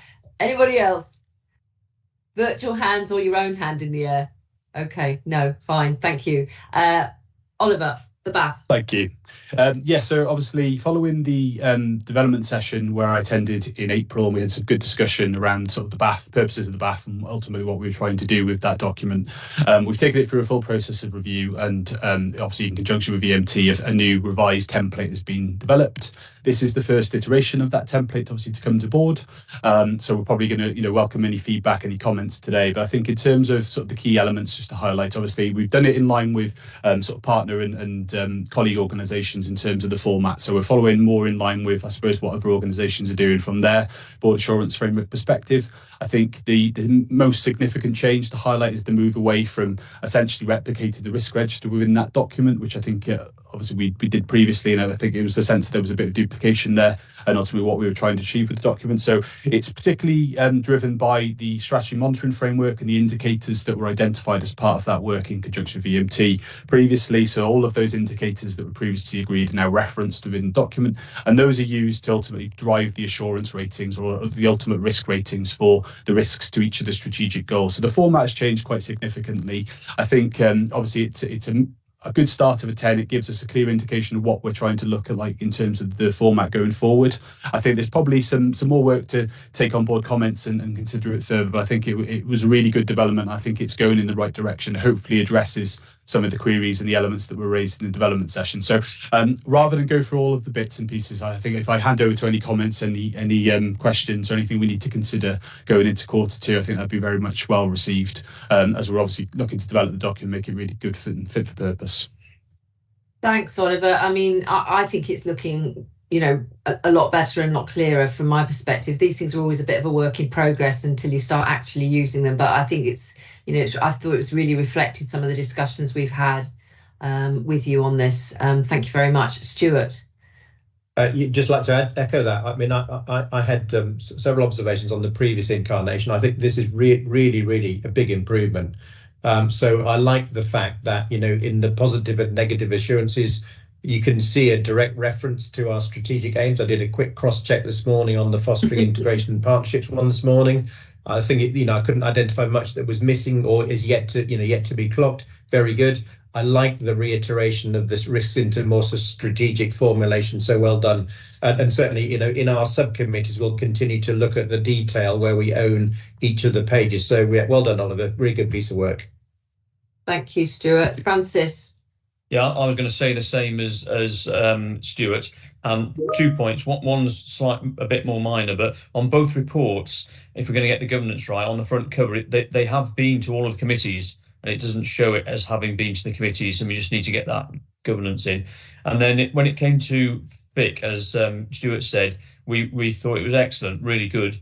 But we did think that for the risk of optimising an efficient and sustainable organisation, which is ours, it needed a bit more financial emphasis on the table of strategic goals and objectives, and a bit more on technology in the positive assurance and gaps in assurance, because we pick up both things. So we were lacking a bit of finance on one and a bit on IT and technology on the other. And I thought I'd bring it up now because obviously Oliver won't be around later on when we go through the chair's logs. Yeah, that's in your log, isn't it? On the agenda for today, Francis. Thank you.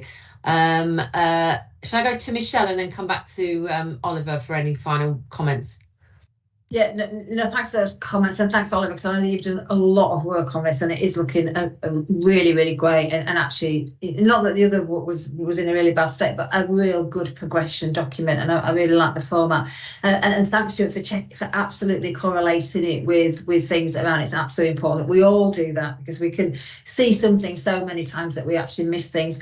One of the things that we had a conversation at ODG, so I dipped into ODG and we picked up at EMT now, is a bit about what Francis said and others. It's about how do we now start, and I think what Pete's put in the chat box, to join to triangulate things a lot better.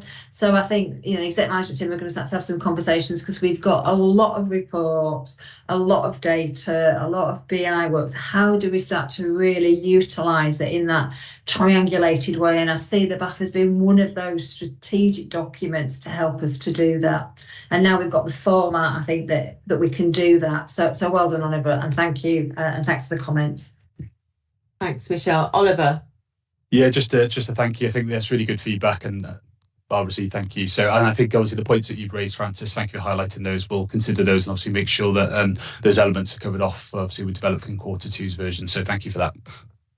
Thanks very much. And if we can just, I'm sure you will, Jenny, but just for the minutes, maybe just make sure that Francis's point that actually it's been through some committees as well, and that's part of the assurance. But if we get that minuted, that's on the record as well, I think, under this item too. So thanks very much. Okay, moving on then to Lynn, Recovery Strategic Framework. Yes, thank you, Caroline. So this paper provides a summary of where we are with the implementation of the Recovery Strategic Framework. This was presented to board when it was first produced.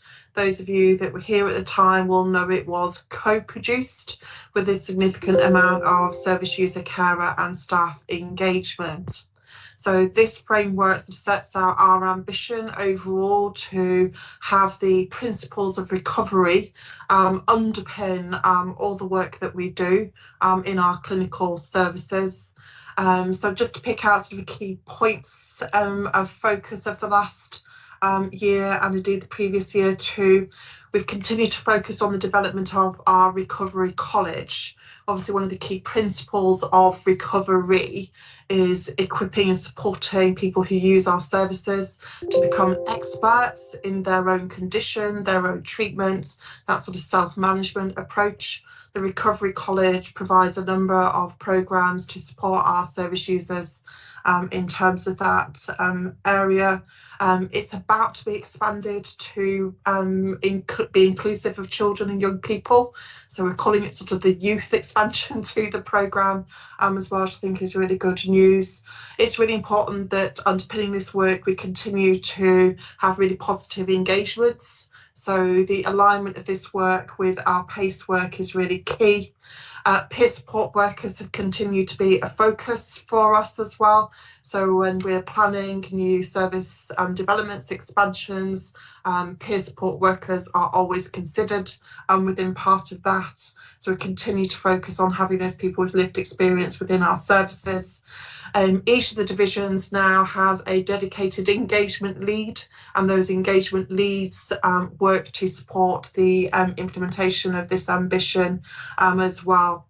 We are just about to embark on another programme of engagement in the autumn as well, just to recheck the principles that are set out in the strategic framework, make sure that they are correct and fit going forward as well, and that we've got the leads in place to continue the implementation.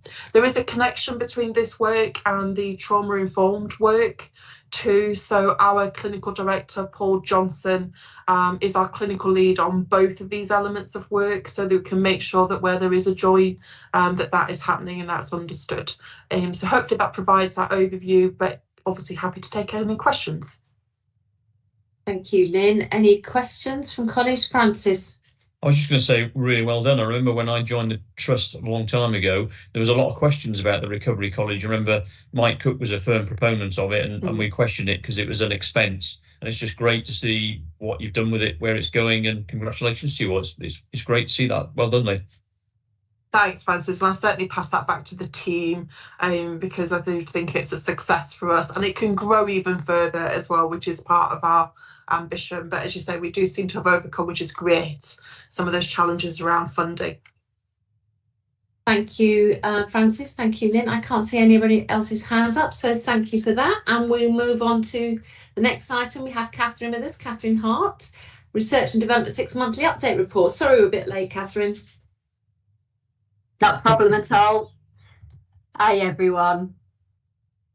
Sorry, I don't know whether Kwame needs to introduce anything. No, oh, sorry, I was going straight to the main event. Sorry, Kwame. Kwame, sorry. Yeah, he used to come into the board, so you know everybody here. Yeah, no, I think research is important, and as a trust, we've committed ourselves into research, and so I think involving patients in research is something that we are very, very keen on, and we're punching ourselves above our weight. And the thing that is good is I don't hear from the team that we are resting on our laurels. We even want to go higher and higher. So, Catherine, you are ready to present? Thank you. Right, I'll just go through a few of the key highlights, if that's okay. So under section 1, under performance, there is reference to an appendix. So there's a couple of infographics looking at the past year. This report kind of looks at the previous year. So that's worth looking at. We'll have a quick look at the end. But essentially, we had 52 of the national high quality research studies running across the trust last year. That's pretty standard. That's roughly how many we usually have.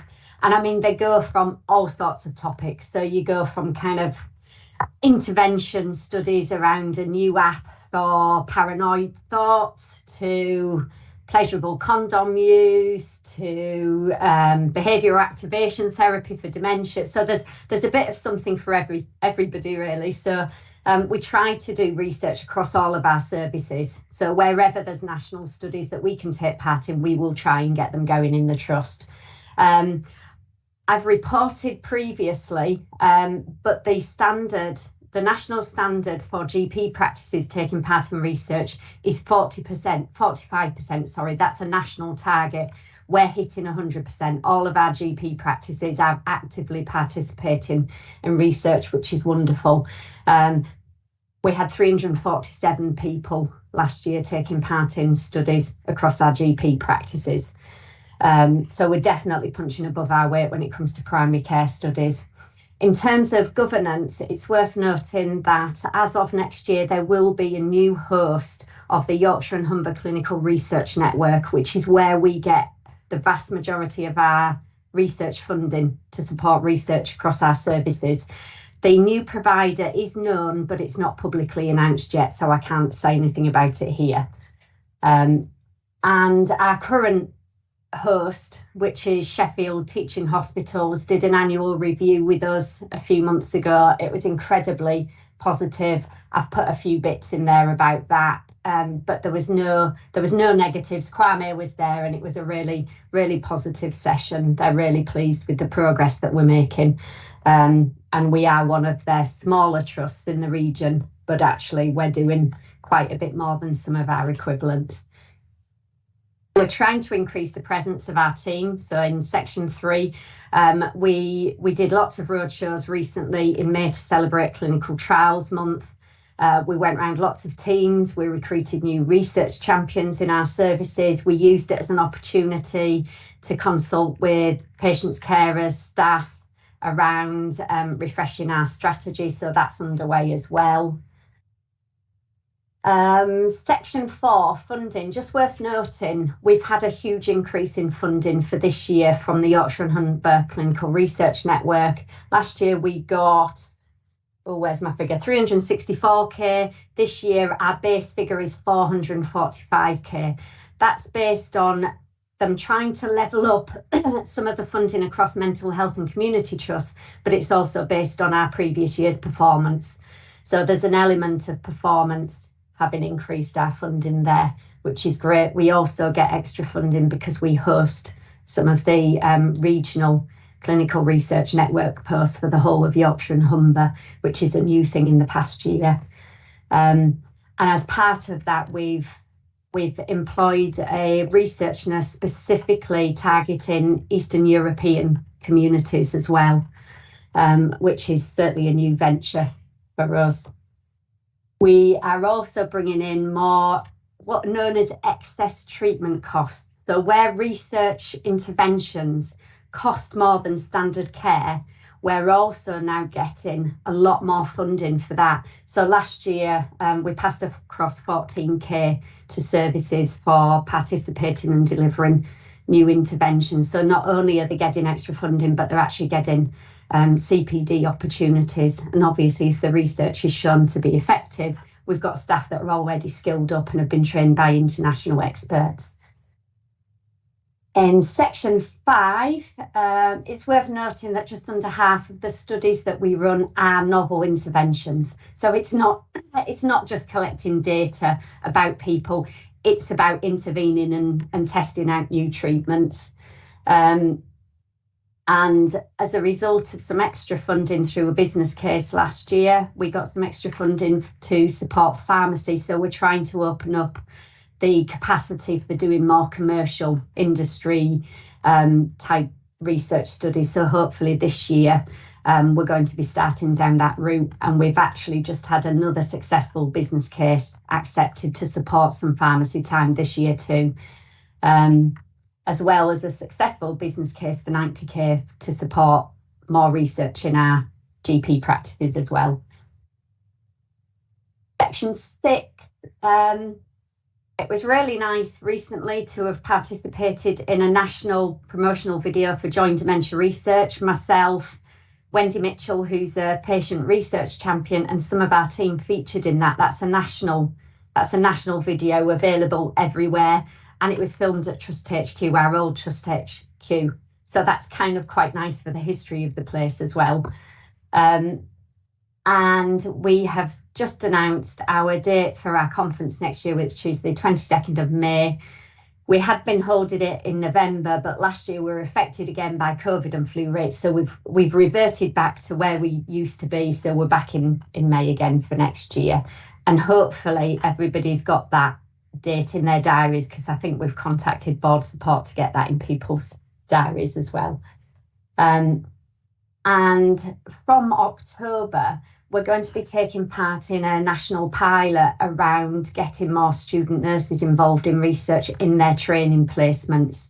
So rather than people seeing research as an add-on, they see it as just part of standard clinical practice, that research is what we do and it's what we offer patients. So we're being assessed as part of a national pilot with Hull University students. We've already had a few students in the past year, but we're going to be actively part of this evaluated pilot from autumn. So that's a real positive thing for the trust as well, because we're one of only about half a dozen trusts across the country that are taking part in that pilot. And finally, section 7, we're trying to do a lot more to be inclusive in research. So I mentioned we've now got a research nurse specifically around getting more Eastern European communities involved in research. We're also connecting with a lot more community groups. We're part of the Ethnic Minority Research Inclusion Group for the whole of Yorkshire and Humber, including things like reverse mentoring. And we're also now recording ethnicity on our research database to see whether we're offering research opportunities to the correct proportion of people. So, you know, are there groups that are not being represented in research in terms of the percentage of the population? So that's part of a national and a regional project that we're doing that. And our research animation we've now co-produced in multiple languages. We've got lots of translations in lots of different languages. Okay, and I've mentioned the impact infographics, which you can have a look at, but I think that's probably something I didn't mention, which isn't on this report, but we were shortlisted for 4 regional research awards recently, and we were highly commended in 2 of those. So Claire Marshall, who's a perinatal mental health nurse, was highly commended as an early career researcher, and Karen in our team got highly commended for best patient experience. And we were also shortlisted as best contribution in primary care research for Humber Primary Care Practice and Research Team of the Year, which was real positive. So that happened after I wrote this report. Brilliant. Thanks very much for that additional information, Catherine, along with everything. Always a really clear report actually to read, and the way the graphics are used are really easy on the eye and easy to get through as well. And I did note there's been a considerable amount of work, hasn't there, since the last report in terms of inclusivity, hasn't there? And it's really good to see we've got a broadened range of, I suppose, products, if that's the right word, to communicate to different communities and for them to communicate with us. So I really appreciate that. Any questions from any colleagues? Hilary. Thank you, Caroline. Really good report, Catherine, as always. Really good, easy read as well. And I'm absolutely astounded by the number of research studies running in the trust now. Every time we see your report, it's like more and more, isn't it? Ruth May, Chief Nursing Officer, had a strategic document, came out in 2021, which I discussed with you. It was about increasing the number of nurses involved in research. So when I read yours, I'm picking out you know, where the nurses are. Could I just make a plea that the next report you do, which will be your annual report, there's a section that actually covers that strategy from the chief nurse to say where we are against it. Could you work with Kate Baxendale, my deputy, on that, because she's got the job card on that one, just so that we can demonstrate where we are, because I can see from looking at this we're ticking it off, but I think if we've got a clear section that addresses that would be really good. But yeah, really good report, Catherine, thank you. No problem. Thank you. I can't see anybody else. I just had a question really, Catherine. I mean, when you look through the range of different research projects underway, both homegrown and where we're taking part in national ones, what's the process for when they are completed? And obviously I'm looking down the sign there, numbers are complete, for then within the organisation taking that research, discussing it and saying, well, what do we take from this to maybe change our own practices or do things in a different way? Because, you know, there's lots of places do research and you do worry that they're not sat on a shelf somewhere and they're not being taken up. But I just wonder, what's the process from you obviously galvanizing all this and making it happen to actually entering into the sort of discussions for, well, okay, we've got the research now, what are we going to do about it? Yeah. Okay, well, those that have been involved in research for years will know it takes years, really. So potentially a study could take a few years, and then you've got the results and the publications, and a lot of it actually feeds into NICE. So a lot of what we do, the studies and the publications will then feed into NICE reviews, and then it becomes part of standard practice. So there's various dementia studies that will now have fed into NICE guidelines. And certainly part of the NICE guideline is that people with dementia should be offered the chance to register with the Joint Dementia Research Register, which then offers even more research. But so there is some research that has got into the trust very quickly. So there was a study called REQUAL, which was looking at a kind of pathway questionnaire, an experience questionnaire for people with severe mental health issues. And it was developed with patients, service users with experience, a lot of whom were in our trust. We were one of the highest recruiting trusts for that study. And actually our trust has now adopted the REQUAL measure as part of standard practice. So there are some studies where implementation is quite quick and easy, but some of it, and the majority, I would say, of the national research actually feeds into things like the NICE reviews and becomes part of NICE guidelines. So there's lots of different routes, I suppose, but because most of what we do is national research, it tends to go to the national bodies and it's for them to then implement, and as well, clinicians, through part of their making sure that they operate according to evidence-based practice, will look at, you know, what is the latest evidence, and we can do that through the knowledge and skills service through Hull University Hospitals, who will put together evidence reviews which teams can use to check that they're implementing the latest research. So there's lots of different ways, I suppose, is the answer. No, that's really helpful. I mean, it may be that, you know, somewhere where there is a direct link between research we've undertaken and what it results in, particularly if it's something that it doesn't require going to NICE, we do it locally or whatever it is, that joining those up might be quite interesting to sort of just be aware of as well, and make even stronger the point of how important research is. Stuart. Yeah, Catherine, thanks very much. This is more of an observation than a question, but at a recent visit, it was Townend Court, when we asked the team there what they enjoyed about working, they said the fact that we're involved in research. And on the subject of joining the dots between the various bits of thing we're seeing today, I wondered to what extent we understand whether the opportunity to take part in research is a good recruitment attraction, whether that, you know, it really ties, I think, to our values, doesn't it, about being curious and inquiring. And also to what extent, if people leave the organisation, if our exit interviews suggest that they didn't, or they did have an opportunity to take part in research. So I don't need to think about that, Catherine, but it strikes me that there's another tie-up there between the different things we're hearing. But on the whole, really, really, really interesting report. And I think the fact that you've got 100% of GPs involved in research is absolutely amazing. So well done. Also amazing, the hundreds of people they managed to encourage, presumably patients, you know, who are really they're the backbone of making these things happen. So thank you to the patients out there who've taken part in our research. Thank you very much. Catherine. Yeah, I think where we benefit in terms of our GP practices is because we've got a research department that can support them, whereas most independent GP practices don't have that support. So I think that's where we're on a winner, really, because we've got staff with the experience that can go in and support the practices to offer the research. And I think usually practices don't have that support. So that's where we really benefit. In terms of the recruitment, we are trying to get more about research into all of the recruitment kind of promotional material now, and certainly it features in the medic recruitment and some of the Unbelievable recruitment site as well. We try and do that because we do hear from staff that they really appreciate being part of research, and it gives them something different. So thanks, Catherine. Thanks very much. Brilliant. We'll see you again. Thank you.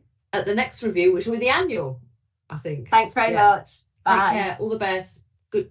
All the best to the team as well. Thank you. Right, we'll go on to item 15 and then we'll have a comfort break.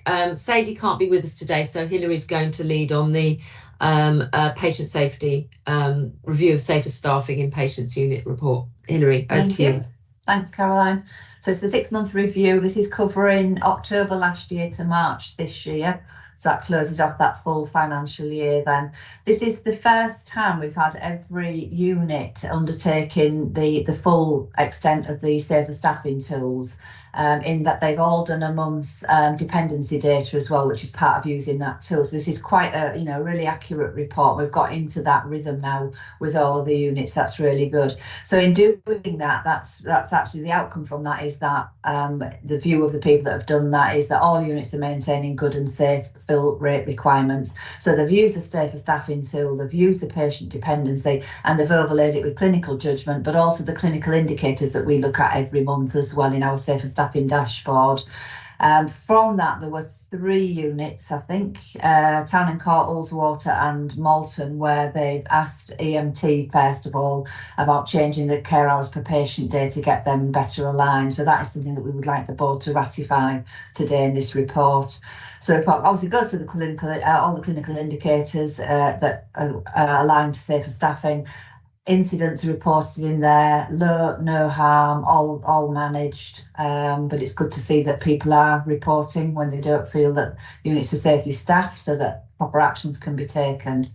So what we've said, when I looked at this, we've been running with this report now for quite a few years, is we need to get this now into more of a graphs, SPC charts, perhaps a little bit less narrative. It's a bit heavy on the narrative, isn't it? So we're going to work on that. So that'll be this New Year's report starting fresh really from April this year. So next time the board see this, hopefully it will be slightly redacted, but more tables and graphs and things to present the same information, but we're not quite so heavy on the narrative. So we are working on that as well. So assume everybody's read it. Happy to take any comments, which I will attempt to answer, given my 2 experts in this are not here. But I'm pretty well briefed on it. Thanks, Hillary. Any questions or comments from colleagues? No. Dean? Yeah, more an observation, Hillary, and don't worry, no difficult questions on it, given Sadie's not here. But it's just I'm just reflecting on the conversation that we've had, haven't we, in terms of looking at vacancies, sort of sickness absence, things that we've got, and agency spend, and each of them, tell a different story. But I think that the interesting thing about the safer staffing thing is when all that comes together, doesn't it, is we have got vacancies, but we fill by agency. There's a cost associated with it. When sickness absence, this is the sort of issue. So the narrative, I think, has been quite helpful, but I agree with you. It's perhaps now, as we've got that embedded in, moving into that more sort of chart area. But reflecting on Stuart's point earlier, really, about sort of consultant vacancies, and this is looking at different issues, but the extent to it's not that we're running light all the time. We're often filling that with overtime and bank and agency sort of stuff, and we get that sort of picture in the safe staffing report. So really helpful. Thank you. Yeah, just to add to that, Dee, this year we've over recruited on the newly qualified nurses that will be starting in September as well. Most of those are going into inpatient units in our mental health, so again that will help to boost that. But again, we've got to remember that these units are then running with newly qualified nurses, nurses in training, nurse associates. We're always very mindful of that mix on each of these units as well in terms of quality of care and safety.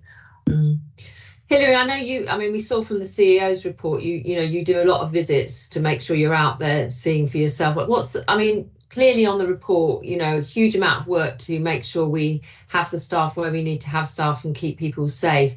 But you can see from the report just how much many of our staff really work to make that happen. I think there were a couple of examples in the report where staff stayed on longer beyond their shift to make sure. Yeah. What's your sense of the mood?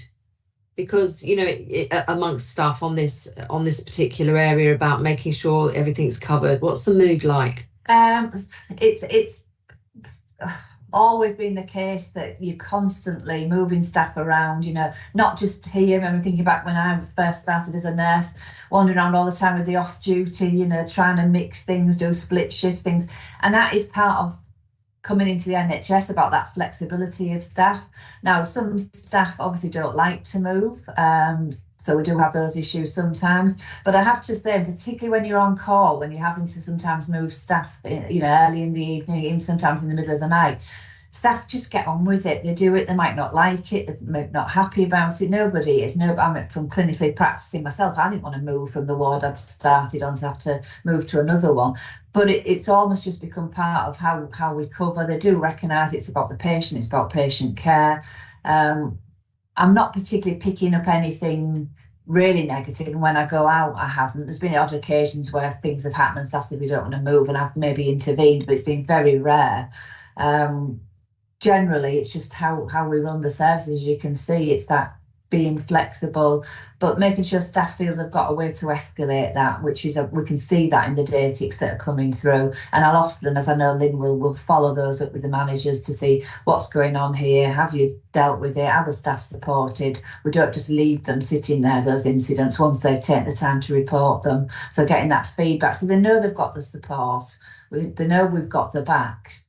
But yeah, nobody likes to move. They want to be with the team that they're used to. I don't know, Lynn, do you want to add anything? Lynn? Yeah, I was just going to add to that. If you do ask staff, Hilary, isn't it? It is that they arrive at a shift and their strong preference is to work with the team that they expect to be working with and not to be moved at very short notice.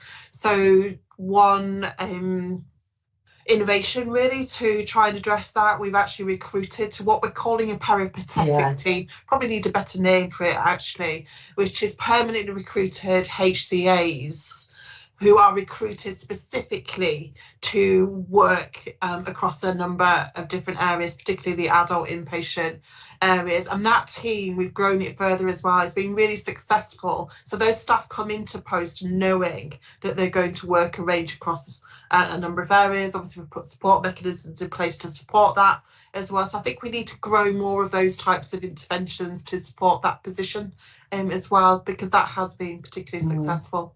Yeah, because those staff expect to move, don't they? They do. Yeah. And actually like the experience of working in different areas. Yeah.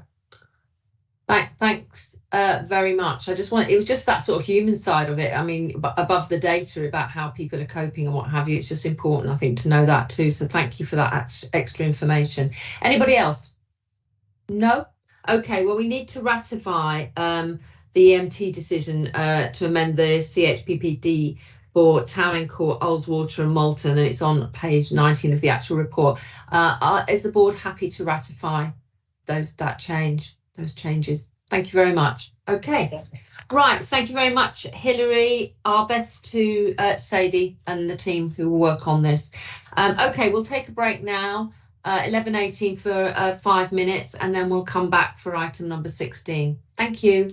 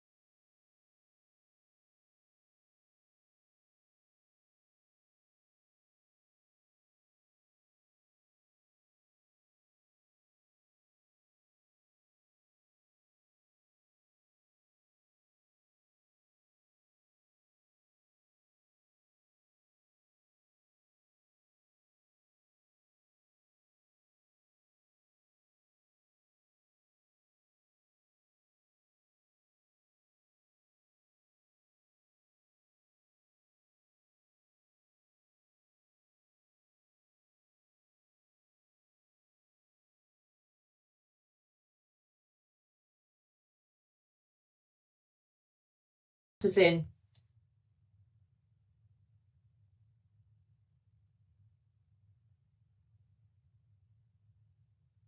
Okay, welcome back, everybody. We are continuing with our board agenda, and we're item number 16. Colleagues will be aware that Stella Jackson has provided an addendum, an updated report following the Council of Governors meeting last week. So I think if you can focus on that new report, that would be really helpful. And of course, you've got the constitutional tracking changes included as well. So I'll ask Stella to introduce. Thank you, Stella.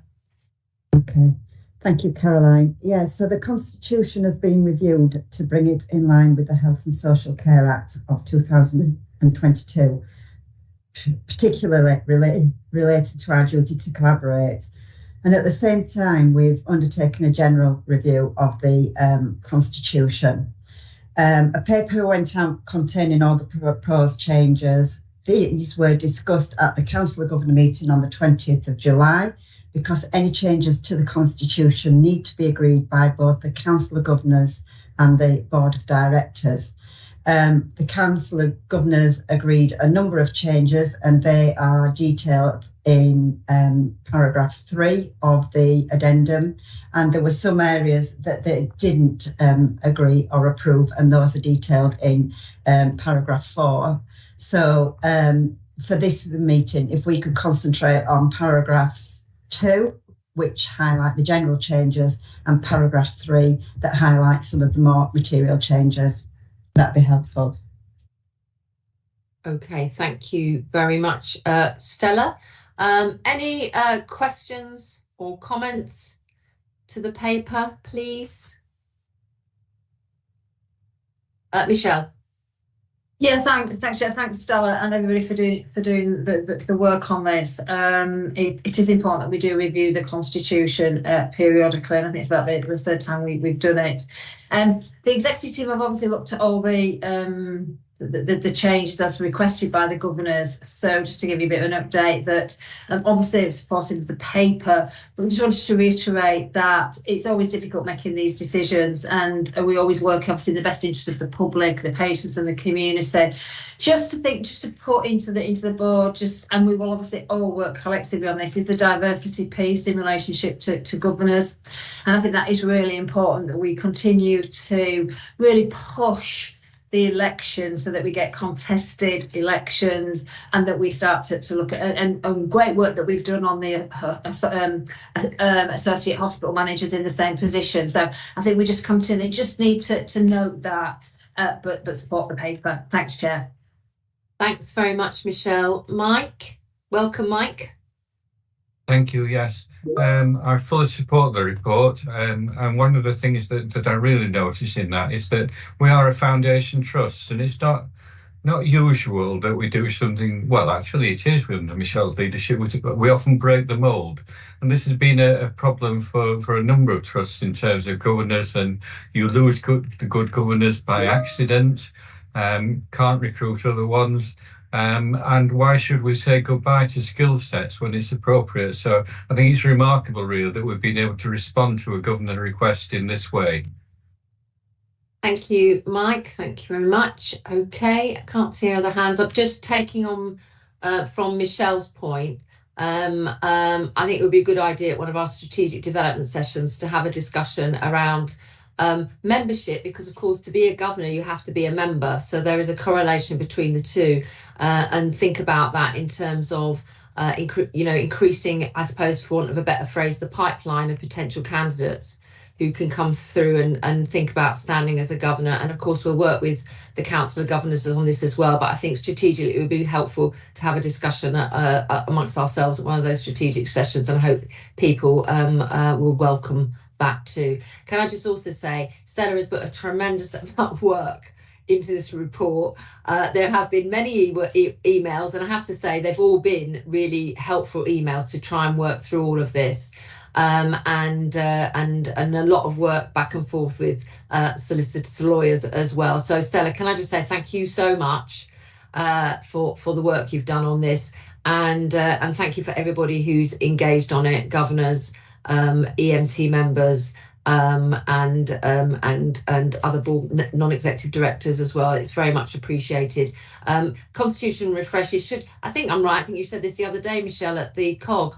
We should really be refreshing these, yearly, just to keep an eye on things as well. And so I think we've done this overhaul this time, which is great, but we can maybe, come back to this maybe next year and think about these things as well. It's a live document. It says who we are and what we're about. And that's why it's so important and what we're responsible for and required to do. So thank you, everybody. I now to take an approval vote here. Are the recommendations outlined in the addendum approved by the board? Yes. Okay. Nobody against? Anybody against? Nope. Okay. Thank you very much. Okay, we'll move on then now to the annual non-clinical safety report. Pete. Thanks, Caroline. So this is the annual non-clinical safety report for 2022-23. It has been produced by the Health and Safety Group, approved at EMT, and we also presented it to the Finance and Investment Committee in July. The report itself highlights the governance arrangements we have in place to manage non-clinical health and safety in the Trust, also alongside our compliance requirements. If I take the majority of the report as read, but some of the key highlights I would pull out from the report are we continue to see strong training compliance against all our health and safety related mandatory and statutory training. Risk assessments and safety assessments have been completed for all Trust buildings.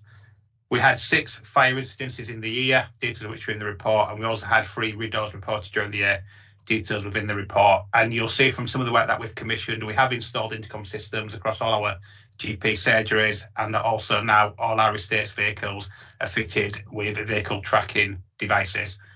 I'll take the rest of the report as read and I'll stop there and happy to take any questions.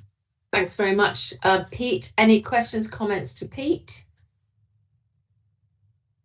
No. Very thorough report, very clear, Pete. Thanks to all the staff involved in this and their ongoing contributions they make to this area of really important work. Thank you. Okay, we'll move on then to the gender pay gap report, and we have to approve this, and we've got Karen to introduce. Welcome, Karen. Thanks, Caroline. So this report within the papers is just the routine annual report on the Trust gender pay gap. That was approved at EMT on the 10th of July. It's just to draw your attention to the fact that the national data upload has taken place in line with national timescales, and this report reports the gender pay gap position at the 31st of March 2022, which was the snapshot date for that particular period. The report, as you'll see, accompanies the relevant data that has been submitted, as well as the narrative around the Trust position and any associated actions that we're taking to address that particular gap. Just in terms of highlights, the gender pay gap trend for the Trust is decreasing, despite even a slight rise from the previous year. However, that is consistent with a national increase in gender pay gaps, although we are below the national rate of 14.9%, and we continue on our trend of being below the national benchmark. So our gender pay gap that we are reporting was 13.2% in March 2022. Thank you very much, Karen. Any questions to Karen on this report? Francis? Francis, you're on mute. Right, 3 strikes and you're out on this. 3 strikes and I'm out, yeah. Just another minor point on the cover sheet. Is this going to go to Workforce Committee on the 6th or 9th? I'm just looking at the committees and it says the 6th of the 9th, 23, which obviously hasn't happened yet. So I'm just wondering, because I don't think, Dean, it's been as yet, has it? No, it's not been to the Workforce Committee, but I think the timing for the national upload just didn't prevent the 2 timescales to match, Francis, so we can consider it in more detail at the Workforce Committee. I think that's right, Karen. Yeah, that's correct. Yeah, okay, thanks very much. Any other questions on the report? No. Okay, does the board approve the gender pay gap report? And of course, as Dean said, they'll have another look at it in more detail when they next meet. Great. Okay, thank you so much, everybody. Thank you, Karen. We move on to item 19, over to Michelle for the Health and Care Partnership Mental Health Learning Disability Autism Collaborative Programme. It is a bit of a mouthful, isn't it, Chair? So we need to give ourselves a shorter title, don't we, but rather than making it longer.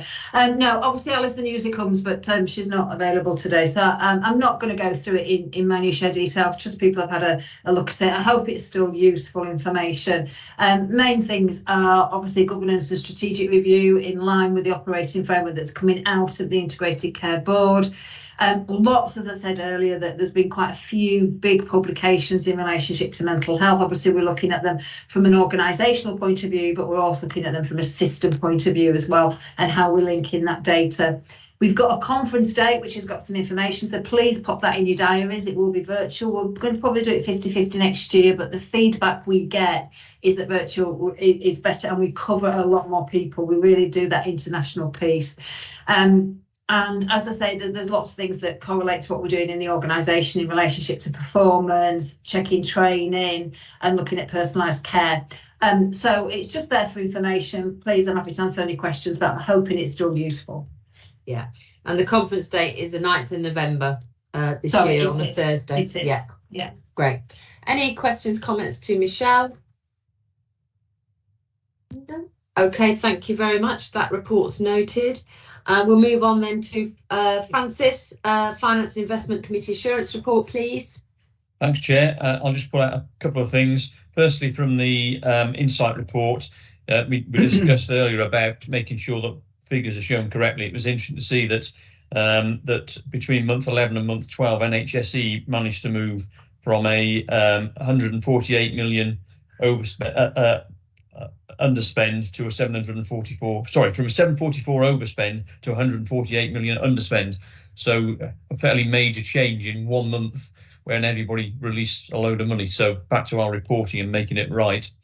The other thing I will pull out from that is that the NHSE have written to the ICB about the final plan submission with some financial controls and commitments, which are highlighted in there.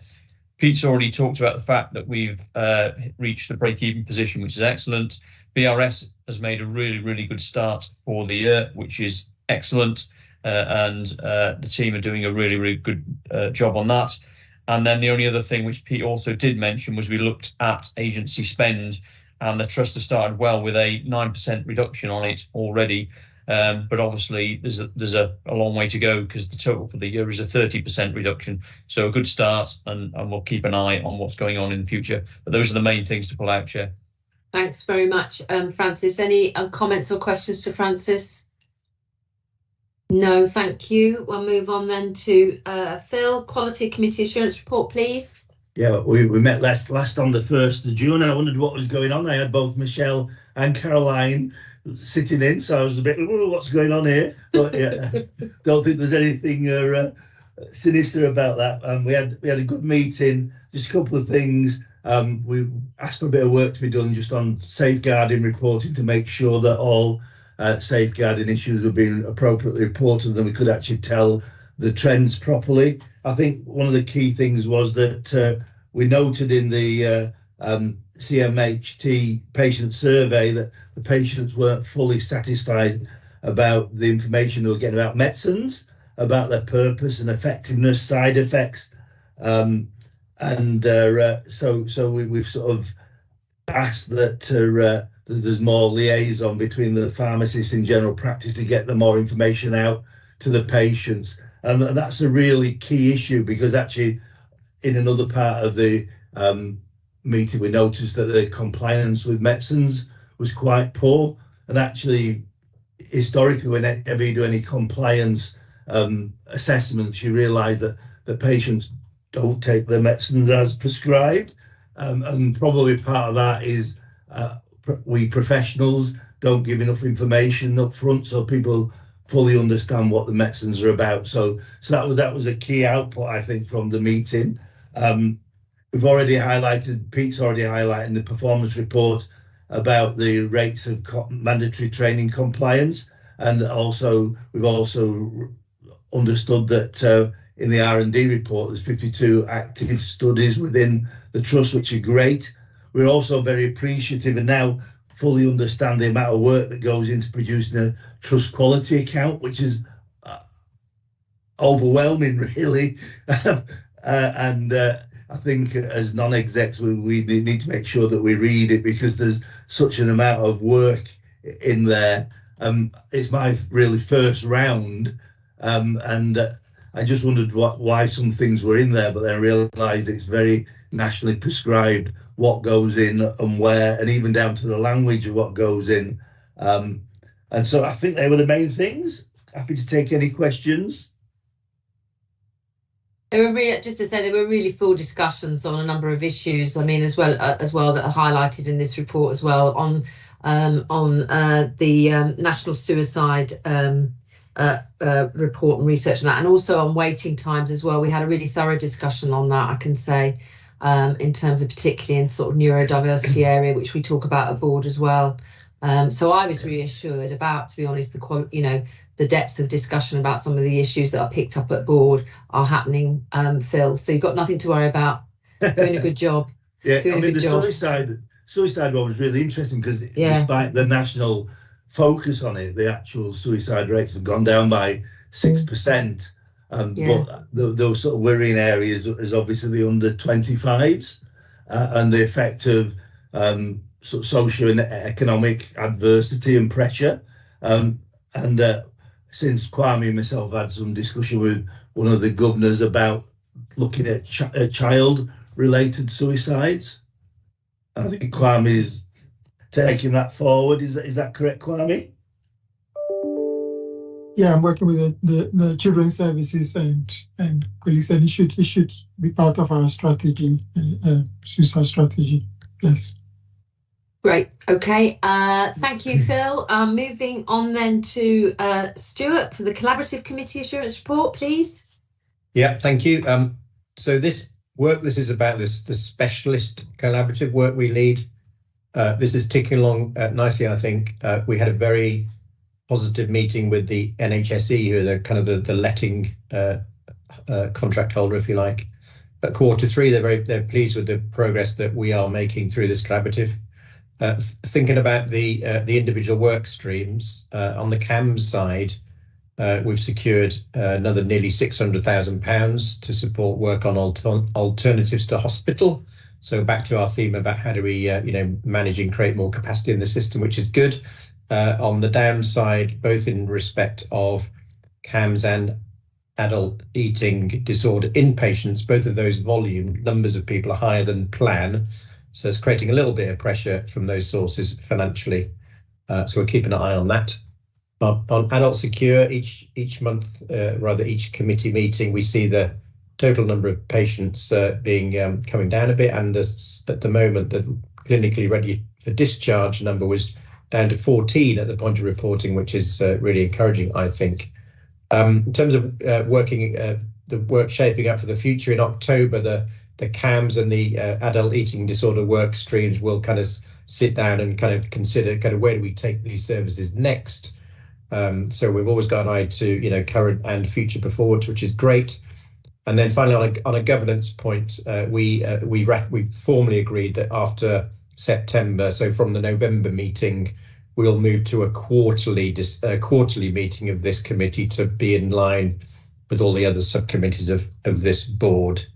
So those are the highlights from my report on the collaborative committee work. Thanks very much, Stuart. Any questions to Stuart? Comments?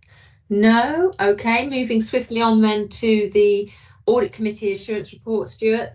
Yeah, this is in a sense a quite straightforward report, but conceals a huge amount of work.